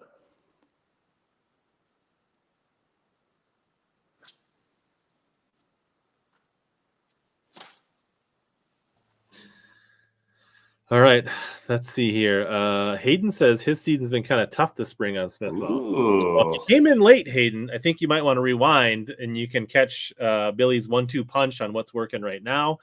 So you can, I don't know, you should be able to rewind on Facebook or on YouTube and catch that. I mean, Hayden, the spring was, it fluctuated a lot, man. I mean, we were in the 50s. I left and went on a 2-week vacation. I came back. We were back in the 40s. Like we've had 10-degree temperature swings probably 5 times this year already, which it's kind of drawn them in different directions. And then usually we get some pretty hefty spring rains or like hurricane residues in the fall. And dude, I can tell you, Rich, last fall we didn't get any rain, man. It was tough for a lot. It was tough for months because we had 15-foot clarity. I mean, dude, it was just insane. So Billy liked to use hard swim baits in post spawn or large swim baits for all those large hungry females. Them hungry females. So they don't like the big gills or hard baits or glide baits or that kind of stuff. Yeah. So I will jump in that on the shallow stuff. For me, pre-spawn is I find it that most lakes are one or the other. Honestly, like you can go to one, like Chickamauga is like a hard swim bait over a soft swim bait substantially in my opinion, with my experience. Smith Mountain's the opposite. I don't know how many fish I've had follow a glide bait that's a shad glide bait from a dock and not hit it to where you skip a mag draft under there, or you throw a mag draft on a windy point and they gobble it. And I just don't know what causes that glide bait deal. There's some dudes that mess them up out here on the glide, but I have not figured out whether that's a cadence or size or color or what it is on the shad side. But I will say on the shallow side, and I have 3 that are down here on this tackle box, I do throw a bluegill glide right now. Yeah, and that's right. And I guess that's partly is when you're fun fishing, you're probably playing around those, but letting a guide client throw an $80 bluegill bait's not really high on your list of priorities, probably. Yeah. Slide that $80 bluegill bait right next to that dock post. Yeah, you see that 6-inch overhang? There's a 6-pounder under there. Can you get that swim bait right in the tree? And then they just fling it right in the tree. Yeah. So I think each lake is a little bit different. I think in general, I don't really pick up big baits. And again, this is counterintuitive to some of the guys out here because some dudes smash them on glides and mag drafts and big paddle tails when it's slick, calm, and sunny. But for me, I'm really only picking those baits up when it's really crappy weather conditions, super windy, cloudy, like prefrontal, just kind of nasty weather. And that's when I can really get that dialed. If I don't have those weather conditions on a weekend for a tournament, I'm usually not even picking it up.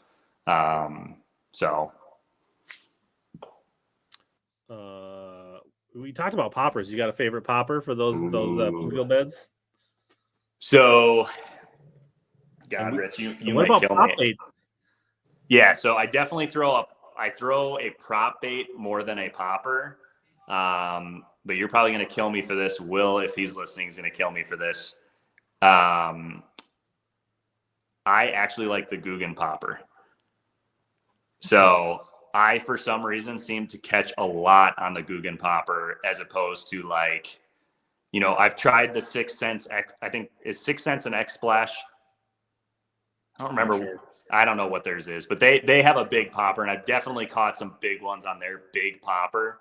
A Strike King one, I just don't seem to get as many hits. Where I don't know if it's just the color on the Guggen's bluegill one with that yellow tail gets them going a little bit more.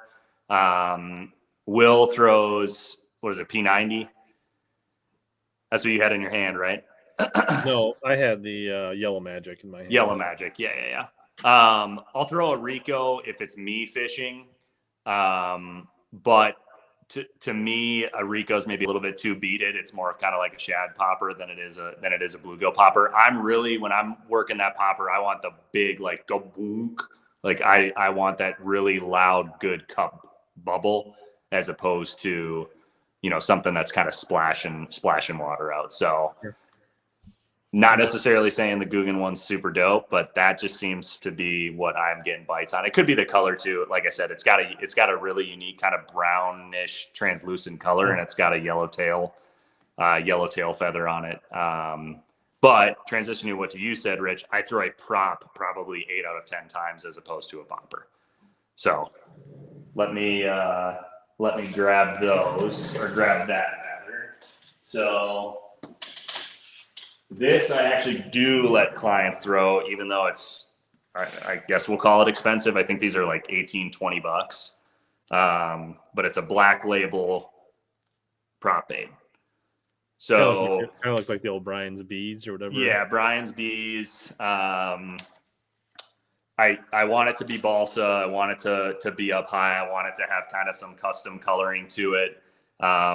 Specifically on bluegill eaters, this would be another like key thing or very small observation is everybody's bluegills, in my opinion, are slightly different. Mm-hmm. Smith Mountain has bluegills that have this blue. It's like an ocean. I mean, some of our bluegills, I swear, dude, could live on a reef in the ocean. They're that turquoise. And so I kind of took that observation when we first moved here of like, I've just never seen them be so vibrantly blue. Sure. Or like, obviously there's different kinds of brim and stuff like that, but we have other ones that have really, really defined orange lines on their fins. So when I look at a bait, whether it's one that's, custom painted from somebody else or one that comes, these are hand painted obviously, but I'm looking for a small accent like that. That I think is kind of the small differences that you can kind of pick apart with what your bluegills look like. Some lakes have super dark bluegills. I mean, I've been to lakes and caught straight up black ones. Like you kind of got to pay attention to those little things, but especially when you're chasing the ones that are in 18 inches when the water's 6 foot visibility, they're getting a really good look at that prop bait. Really, really good look. So yeah, matching it as close as you can. So Black Label makes a super, super dope prop. I don't change the hooks on these. These seem to hold well. The other kind of trick that I will show everybody is prop baits can be pretty annoying. When it comes to, I'll show you guys again, when it comes to line looping on your bait. And so this is just 4 generic black bobber stops that are going to keep that extra part of that line super stiff. There is a specific knot. I tried to learn it while we were in Florida this year because I was throwing straight braid on it where you can stiffen out your line, 3-4 inches. Yeah. But the bobber stop is way faster and works just as well. So if you don't throw something on the front of the line like that, you're probably going to get your stuff tangled up 5 out of 10 casts and potentially ruin a bite, because what can happen a lot of times is these fish are going to submarine up and just be right behind this bait. And you're sitting there, you got to pull it to do a pop and you're tangled up. So bobber stops is a killer way to kind of fix that. Okay. What's it called? Bimini knot? Bimini knot, I think. Okay. Yeah, I just need to research it and tie it. Just remember to slide the stops up your line before you retie. Yes. So you're not going through 4 bobber stops at a time. Yeah, because bobber stops are going to be $17 a pack in a couple months. So prop bait most of the time. Now, the one thing, and we didn't really talk about this before, but this is the other thing you kind of have to hammer in your head, whether it is a popper or a prop bait. You are fishing insanely slow. This is not a rip, pause, rip, pause, rip. I'm making clients count to 10. It's painfully slow. But what I'm either looking for is if they get a good cast that's, say, on a shade line or on a corner of a dock or something like that, I'm looking for either that fish to come out and explode on this thing, or the only other way that you're going to get bit on this is they are going to submarine up from whatever structure they're at, and they are going to, like you said, Rich, stare. They are literally just going to stare at this thing, which is why you need something that's got the profile of a bluegill, because all those fish are waiting for is they're just thinking that that's a bluegill up high on the surface, and when you do that light twitch of the prop, it's a bluegill nipping at a bug or something like that, and they straight up annihilate it. But it's something where again, TikTok rock, TikTok cigarette, whatever you want to do, pull up the TikTok. Each cast should be taking you 3 minutes minimum. You know, it's something that a lot of dudes, what Gary say? I'd be pissed. That's the biggest bass that I have caught doing this and guide clients is a 10-second pause, and it's on the tail end of 10 seconds. And it again, it's the same thing with the popper. If you can get that big bloop out of it, let the ripples calm, let that draw power kind of pull fish in, and get another big one out of it. That's when you're going to get smoked. Having good glasses, paying attention to kind of what's around. That's all really important with this. But from the other aspect of covering water on it, I know it sounds like we're fishing it crazy slow. Is you're only throwing back in this stuff 2 times. I mean, they're either there and they're going to come out on it, or they're not. So you're throwing this 2 times and you're skipping a Senko under the structure and you're gone. I was gonna say, do you ever have them come out and flash on the Topwater, not eat it, and then you just, all right, this is where we slide the Senko back in and just dead stick it until he eats it. Yeah, 100%. Let the Senko fall to the bottom, let it sit on the bottom. I don't care. And this next bait, you can just set the rod down. I'll tell you when I see that bright orange, bright yellow line start to move. Yeah, go get a water and sit on the back deck, apply sunscreen, do whatever you need to do. So I fluctuate between a leader or going straight braid, just depending on my water clarity. Like we got some serious, like early summertime rains the last 2 nights, like straight up downpours waking me up in the middle of the night. So switching to braid on those days where I know the backwater is going to be kind of turned around.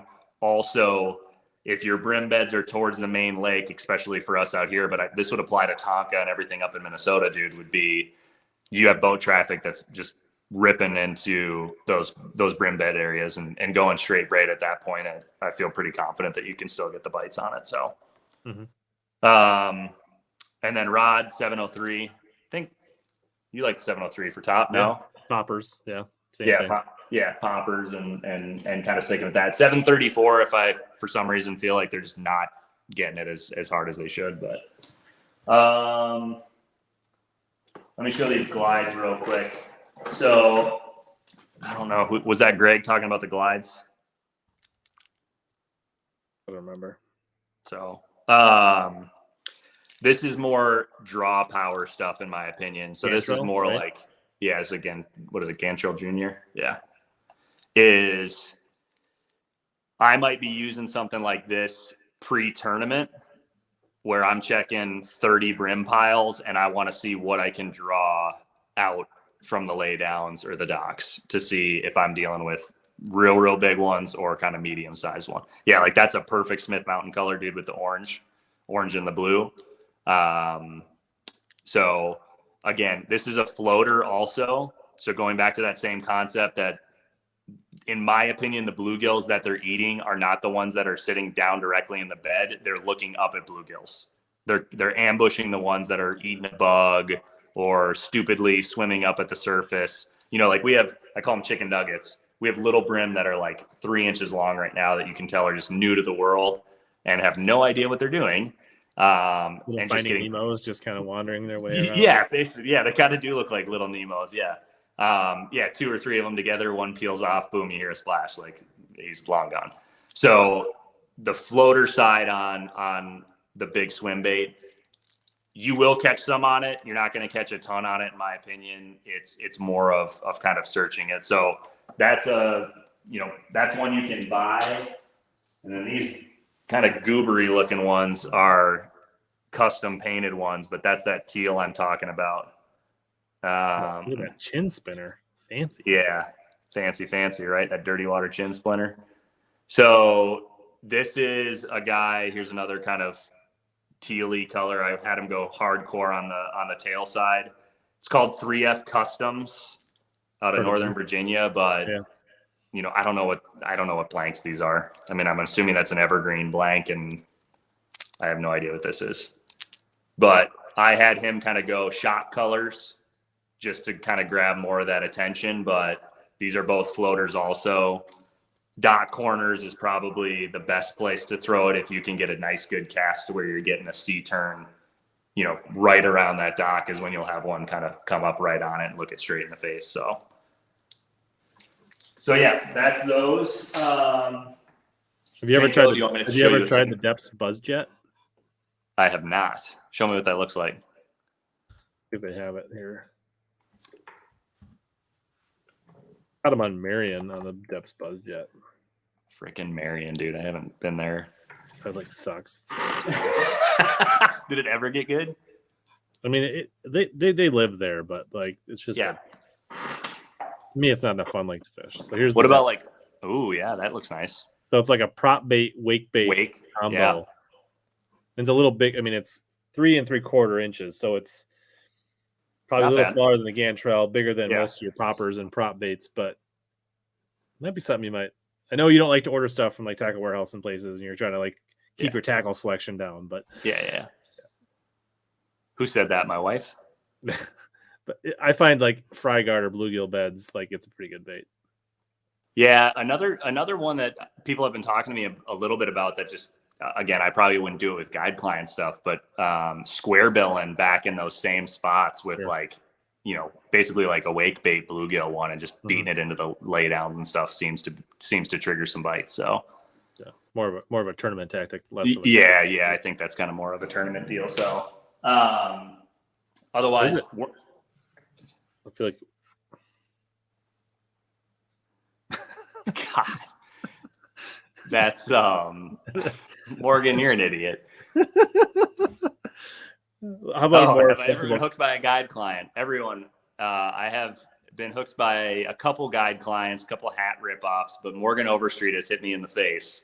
Nice. With a crankbait. Nice. So luckily I had my glasses on, but yeah, that's that's Cooter's story. I assume Gator's talking about the temperature, or that is the fishing as hot as Billy? Gators, geez, boy, coming in strong, dude. Either that or Taylor has changed her moniker to. She's in the kitchen just making up YouTube screen names to ask questions, evidently. Right, dude. I'm telling you right now, I could probably wring my shirt out, but worm wise, bait fuels worked like made me better than these. The other thing is like, here comes, if it gives you confidence, whether it worked or not, if you think it works, who cares? It's probably going to work. Yep, for sure. If you go out thinking why did I waste $8 on this and I don't think I'm going to catch him, you're probably not going to work. So yeah, that all transcends down the line. Come on, we all know that. Could try that, especially if they're like high float beads. Sure. Yeah. I don't know if there's really anything to it as far as like, I haven't messed with it enough, but I do wonder if you could do something weird like a bead or a color or something like that, some sort of draw a color on the front to keep. I know a lot of times, like, so it's not exactly the same, but like ring fries, I will peg a bead or two in front of them, and sometimes I'll go with black, or sometimes I'll go with green, or sometimes I will make like a red bead or something like that in front of it. Yep. It's like a super lightweight just to get your ring fry like a little bit, when it's windy, but also will get a little movement, a little flash. So sure. I think we were talking about ring fry when we were fishing. You still chucking them bad boys or what? I caught a nice fish on Sunday on it, flipping it in the reeds. Yeah. Dude, I smoked them last September here on a shaky head with it because it was just stupid tough. And I was like, whatever, I'll just put this ring fry on. And then I started whacking them.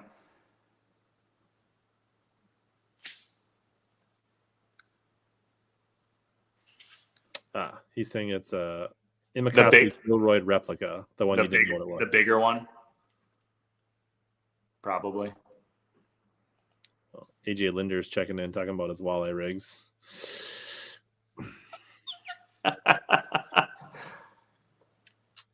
Yamamoto Ned, yeah, like it's crazy how many companies are basically, whether it's Yum or Yamamoto, they're like, all right, or even the Maxxan General, right, the little trooper, right, they're like, we sell 10 of these full size for $6. We're going to cut 3 inches off the bottom and give you the same amount, and we're actually going to charge you more for less. You're going to buy it.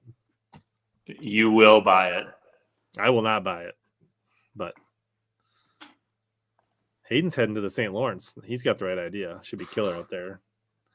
I know, Taylor. Ooh, that's a good question. Let's talk about that for a second. Do you fish? So first, do you fish the dark sleeper? I have a couple. I have yet to get a bite on it. It's like it seems like certain people like they go to the lakes, they either chomp them or they don't. Yeah, I wish they had some more like natural colors, dude. The colors are just kind of wonk. So but didn't the sleeper gill? I think like they kind of revamped some of their colors, didn't they? Not that there's definitely a couple that I've seen on Instagram that I would consider being like, okay, that's passable. Like it's definitely like bright and out there. Yeah, I mean, dude, that's an evil crappie right there. But yeah, see, that's my blue that I like for Smith Mountain right there. Yeah. So, but too bad you can't get them. So good luck. Yeah. You missed your opportunity. No, and that's definitely, I've screenshotted a few from Instagram that I've favorited, that I've put in. That to me is probably the number one bait that I've been thinking about for a couple weeks on trying for brim eaters. Because from my understanding, it's got a pretty substantial sized paddle tail. And I think you could chuck it around and probably get bit. So he said the first one was an evergreen ES flat and the second was an Imakatsu. Cool. You have to go follow Tim Maynard on Instagram. He can help you with your big baits down there. He's a big bait guy. I think he's in North Carolina. Yeah. Come on up in the spring, bro. Let's do it. Yeah, the dark sleeper, dude. I threw it on some deep piles, like where I would have thought, like, you know, I can see shad balls and there'd be a bass or two on like a deeper rock pile, but it's then you throw a drop shot and get bit, and then I'd throw the dark sleeper 10 casts, and then I'd throw a morning dawn and catch a 5-pounder and be like, why do I buy anything else? Yeah, dude, I love and hate a drop shot so bad. Have you tried the Yamamoto Cowboy head? Yeehaw! I don't even know what that bait looks like, dude. What? It's like a big, like creature bait Yamamoto hula grub looking thing. Like they just cut all the access off and threw it back together. I'll bring it up for you because I know you're not a bait junkie kind of guy, but I'll just show you just in case you want to see it. Oh wow! I want more than that on my wobblehead. So this one's really like more tail, not much. Okay. How long's the bait? 4 inches. Oh, okay. But it's like wide, like it's like much wider than like a chigger craw. Got it. Yeah, I mean that looks like something you'd probably want to throw now with the full moon. Definitely would move some water. Yeah. You must have a good vibe with he's calling you Willie already. Like with the peeps. Matthew, he's like Willie, my boy. Like yeah. So God, I mean, Rich, you threw me under the bus as far as bait junkie guy. Dude, I try to keep it as simple as possible because I have to ish. I would say for me, Jersey is a wiggle wart. That's probably my favorite. Like, okay, it's an old school bait. Like I have some pre's, I have some custom painted, I have some I just buy from the store. But if there's like baits that I want to go find or eBay or do anything like that, it's wiggle warts, it's wee warts, kind of the cranking stuff as far as yeah, boy, that's my juice. Yeah, this lake, fall time. If somebody was just asking me for like a 30-second elevator pitch on Smith Mountain, it's big swim bait and it's a crankbait lake. More than anything, as far as catching numbers and size, that's how you're going to have your best days out here. Are swim baits and cranks. Is that a pre? Yeah, these are all pre's. What are you talking about? I don't think I own a wiggle wart that's not a pre. What are you talking about? Yeah. Oof. What are they running these days on eBay? $40-$50 probably. I don't know. I bought a lot of them on eBay.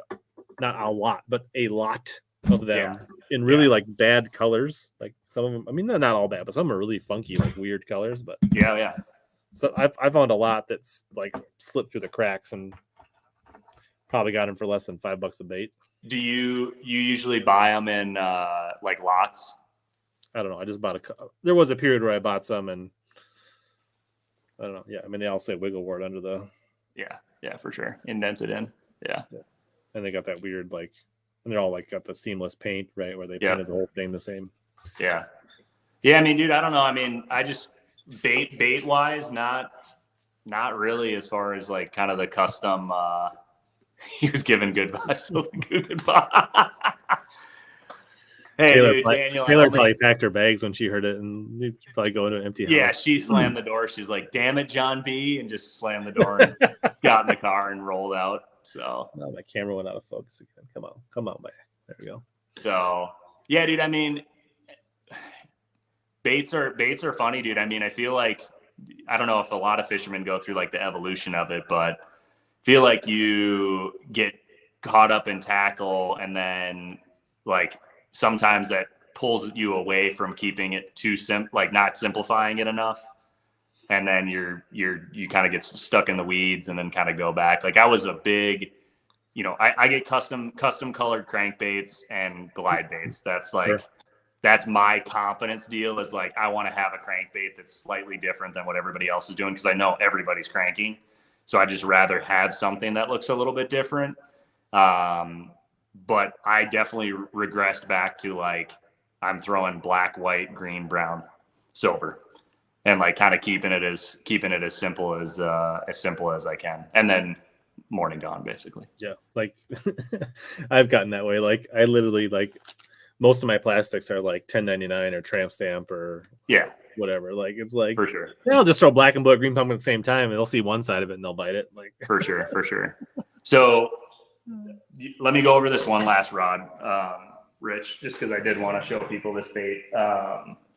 Obviously a Senko, everyone should have a Senko on if they're going to go brim fishing. Like you just have to do it. Sadly, it's all I can catch fish on lately in the post spawn is a freaking Senko or a wacky rigger in general. Sweet.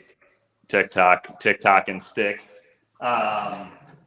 So I'm not going to show it on that one because that's just a drop shot, but I just started playing with this and my buddy Shannon is pretty big on these baits, but to me, this is like very similar to the glide baits are an exact replica of what a bluegill is, but it's this geek wreck, whatever their bluegill bodied shape is. It's just the bellows gill, super lightly Nico'd. So again, kind of going with those fish like the chicken nugget one. Is that the 2-inch or the 2.8 or the 3.8? Might be a 3.8. Okay. Looks like a 3.8. You could go to the 2-inch because what I mentioned earlier is we have these bluegills right now that are legit 2-inch little chicken nuggets. And this is dead on what they look like shape wise. And I think this is definitely something that's going to catch a bass's eye just on the profile alone. And then obviously doing the Nico rig, if you're finding those brim beds, you're pulling it out of those brim beds to the nearest cover. This just totally looks like a bluegill on the bottom that came off the beds wrong and made a big mistake. Like so, candy gill. Look at that one. Everybody say So that's been one that I've been playing with Nico rigged. It's on a 702, like, light line. I think I got it on a 8 or 10. You like a little straight shank Nico style hook, right? Yeah, like a G finesse stinger hook or whatever that Ailer hook's called, and super lightly dragging that thing around, hopping it around, and it looks very, very. Oh yeah, that's probably a good call. How big do they make them? They make a 5.8, which is quite a bit bigger than the 3. So like the 3.8 is like a nice little snack size, and the 5.8 is like it's a meal. It's like a slab crappie. Like it's. They got a shad color. Yeah, I mean they got asking for a friend or. I'm just looking at the discount on the bottom. We got it in the wrong section. Okay, so you go 5.8. Oh, so a lot of those colors are not available in the fight. Well, that here. I mean, somebody's catching them on them. What's that top right color? The chartreuse and chartreuse white. Honeydew. Looks like some fruit. Interesting. Yeah, dude, it's a unique design. I like it. What size weight? Do you just put a little nail weight, like a little Dobbins nail weight in there? Or? Yeah, it's like a 5/16. It's something tiny. 5/16 kind of heavy, over a quarter. Yeah. 3/16, or what's below a 3/16? An eighth. Yeah. Super light. It's whatever the smallest nail weight is that they have, and I'll cut most of it off anyways. It's just enough to get it to be able to cast more than 5 feet. Honestly, I've caught a couple fish. I guess I don't have them with me, but they make. You remember you probably don't use them now. Oh, here's like this is these little shorty 2.5-inch tubes. Okay. They're fry garters. And I've got this one's kind of a sungill. Yep. And then I got another one that's kind of like a white perch looking color. And I literally, so if I can't get them to eat the wacky rig, I'll take the wacky rig off and just like thread this on the hook and throw it weightless and let it just kind of like bob. And it's just like a little bluegill. You might need to get some of these for your yeah. Or on a drop shot. Like if they're really if they're kind of like doing the wide circle thing where they're really like chasing, right? Yep. Then typically it weightless, like just kind of like flailing around down there will get them. But if they're like a little more locked on, then a drop shot, this little shorty tube is just, and then you just thread it on, that same Nico hook you're using, right? And you just basically the hook comes out right in front of the tendril. So if they just they got it, yeah. Like there's nothing for them to miss. Yep. But yeah, the last 2 trips out, my biggest fish has come on that little tiny tube on fry garters. Just because you couldn't handle the Senko anymore? Well, they wouldn't eat the Senko. Like they wouldn't respond to it. Like they would just ignore it. But you throw that thing in, and all of a sudden it was like, yeah, they only see 1,000 of them.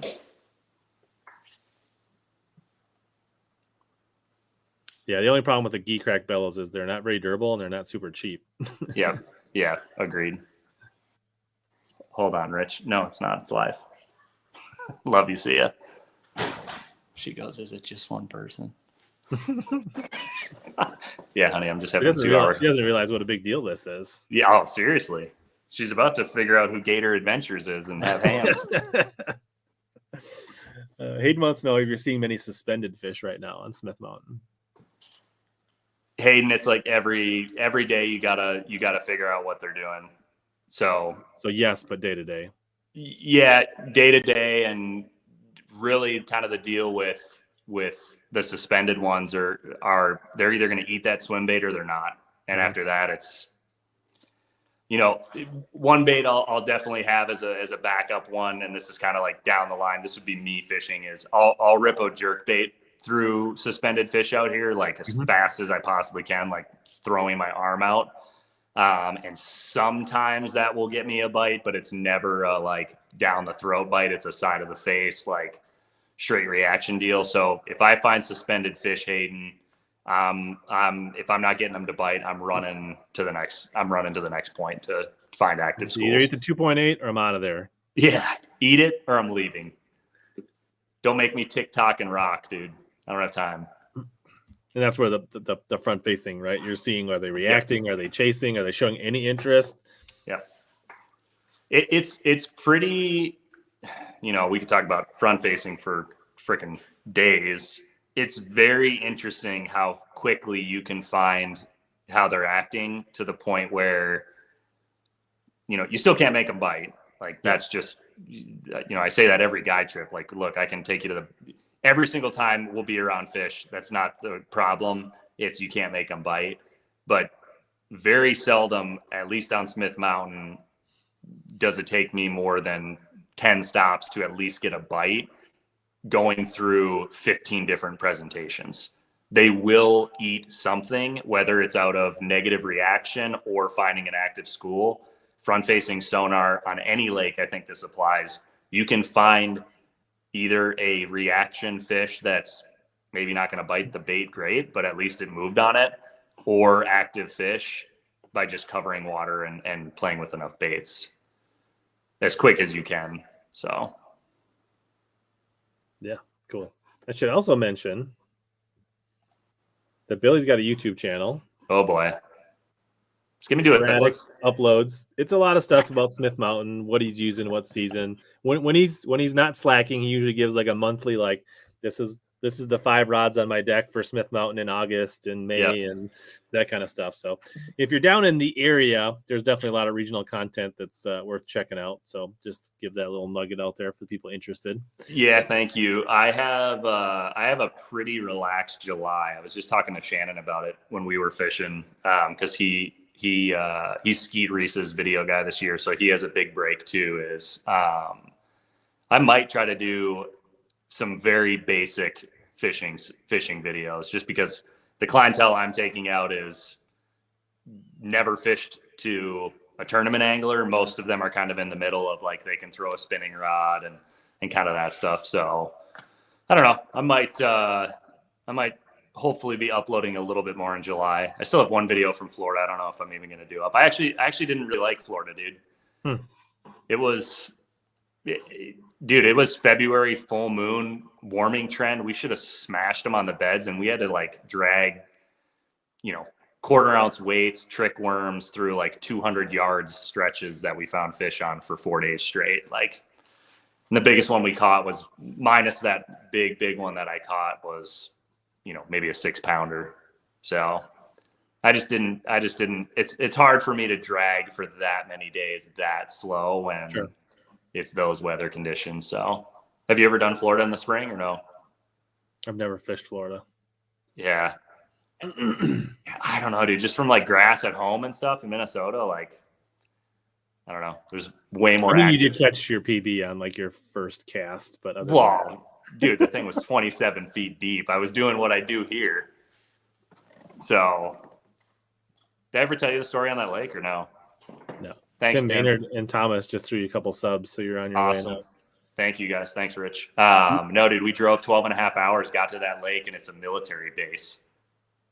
And it, like, luckily, the guy that I invited was kind of a new friend from this area, and he's ex-military. But dude, we pulled in and we're like, we just drove to a lake we can't even get on, and we know there's like 50-pound bags coming out of here like very frequently. But luckily, the like lead guard guy or whatever talked to his higher officer, and they let us on for a couple hours. But man, I pulled in, I was like, nobody told me this is on a military base. So. Talk about tax dollars going to good work, dude. Nice. Or you can watch the video that when I went and fished with Billy right here. You can. So you can see what kind of guide he really is. If you want to check him out, what he's really like. If you want to see the dark underbelly of Smith Mountain Lake guides. Wait, is that video right up from there? Is that bait fuel? Yeah. It's everywhere, bro. It's everywhere. Nice. Well, dude, I think we covered it. If you guys came in late, I think we covered. Billy gave some good nuggets on some rigging stuff, some bait hacks, some good 1-2 summer punch kind of presentations that should work just about all over the country right now. So I hope you guys enjoyed it. If you came in late, catch the replay on YouTube or Facebook, or if you want, you can just listen to the soft, soothing tones of Billy Kohls on your MP3. Just search HellaBass in your favorite podcast app and get you some juice. And thanks for having me on, dude.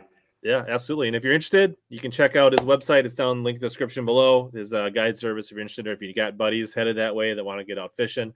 Billy's a super good dude, and he's super knowledgeable, as you can tell. You'll probably catch some fish, but you're definitely going to learn a bunch and have a good time. So awesome. Yeah, a couple people with good feedback here. Thanks, JR. Yeah, maybe we'll do it again this fall, or we'll do a front facing show. Maybe by the time I have my front facing, we'll get a little nitty gritty on front facing and have another show down the road. Yeah, for sure, dude. That would be that'd be solid, dude. Let me know when you have questions on the units or whatever. We'll talk. Yeah, my very first front facing fish was caught with Billy on Smith Mountain Lake. Yep, and then get down here in the ice season, bro. Absolutely. Yeah. So thanks everybody for coming on. Next week, probably have a stream. Probably do a member stream next week. Stay tuned. We got a tournament next week. We got to get the boat finished, rigged. A lot of moving parts here. So stay tuned. But as always, here to help you guys catch more big bass and suck less. Thanks, Rich. See ya.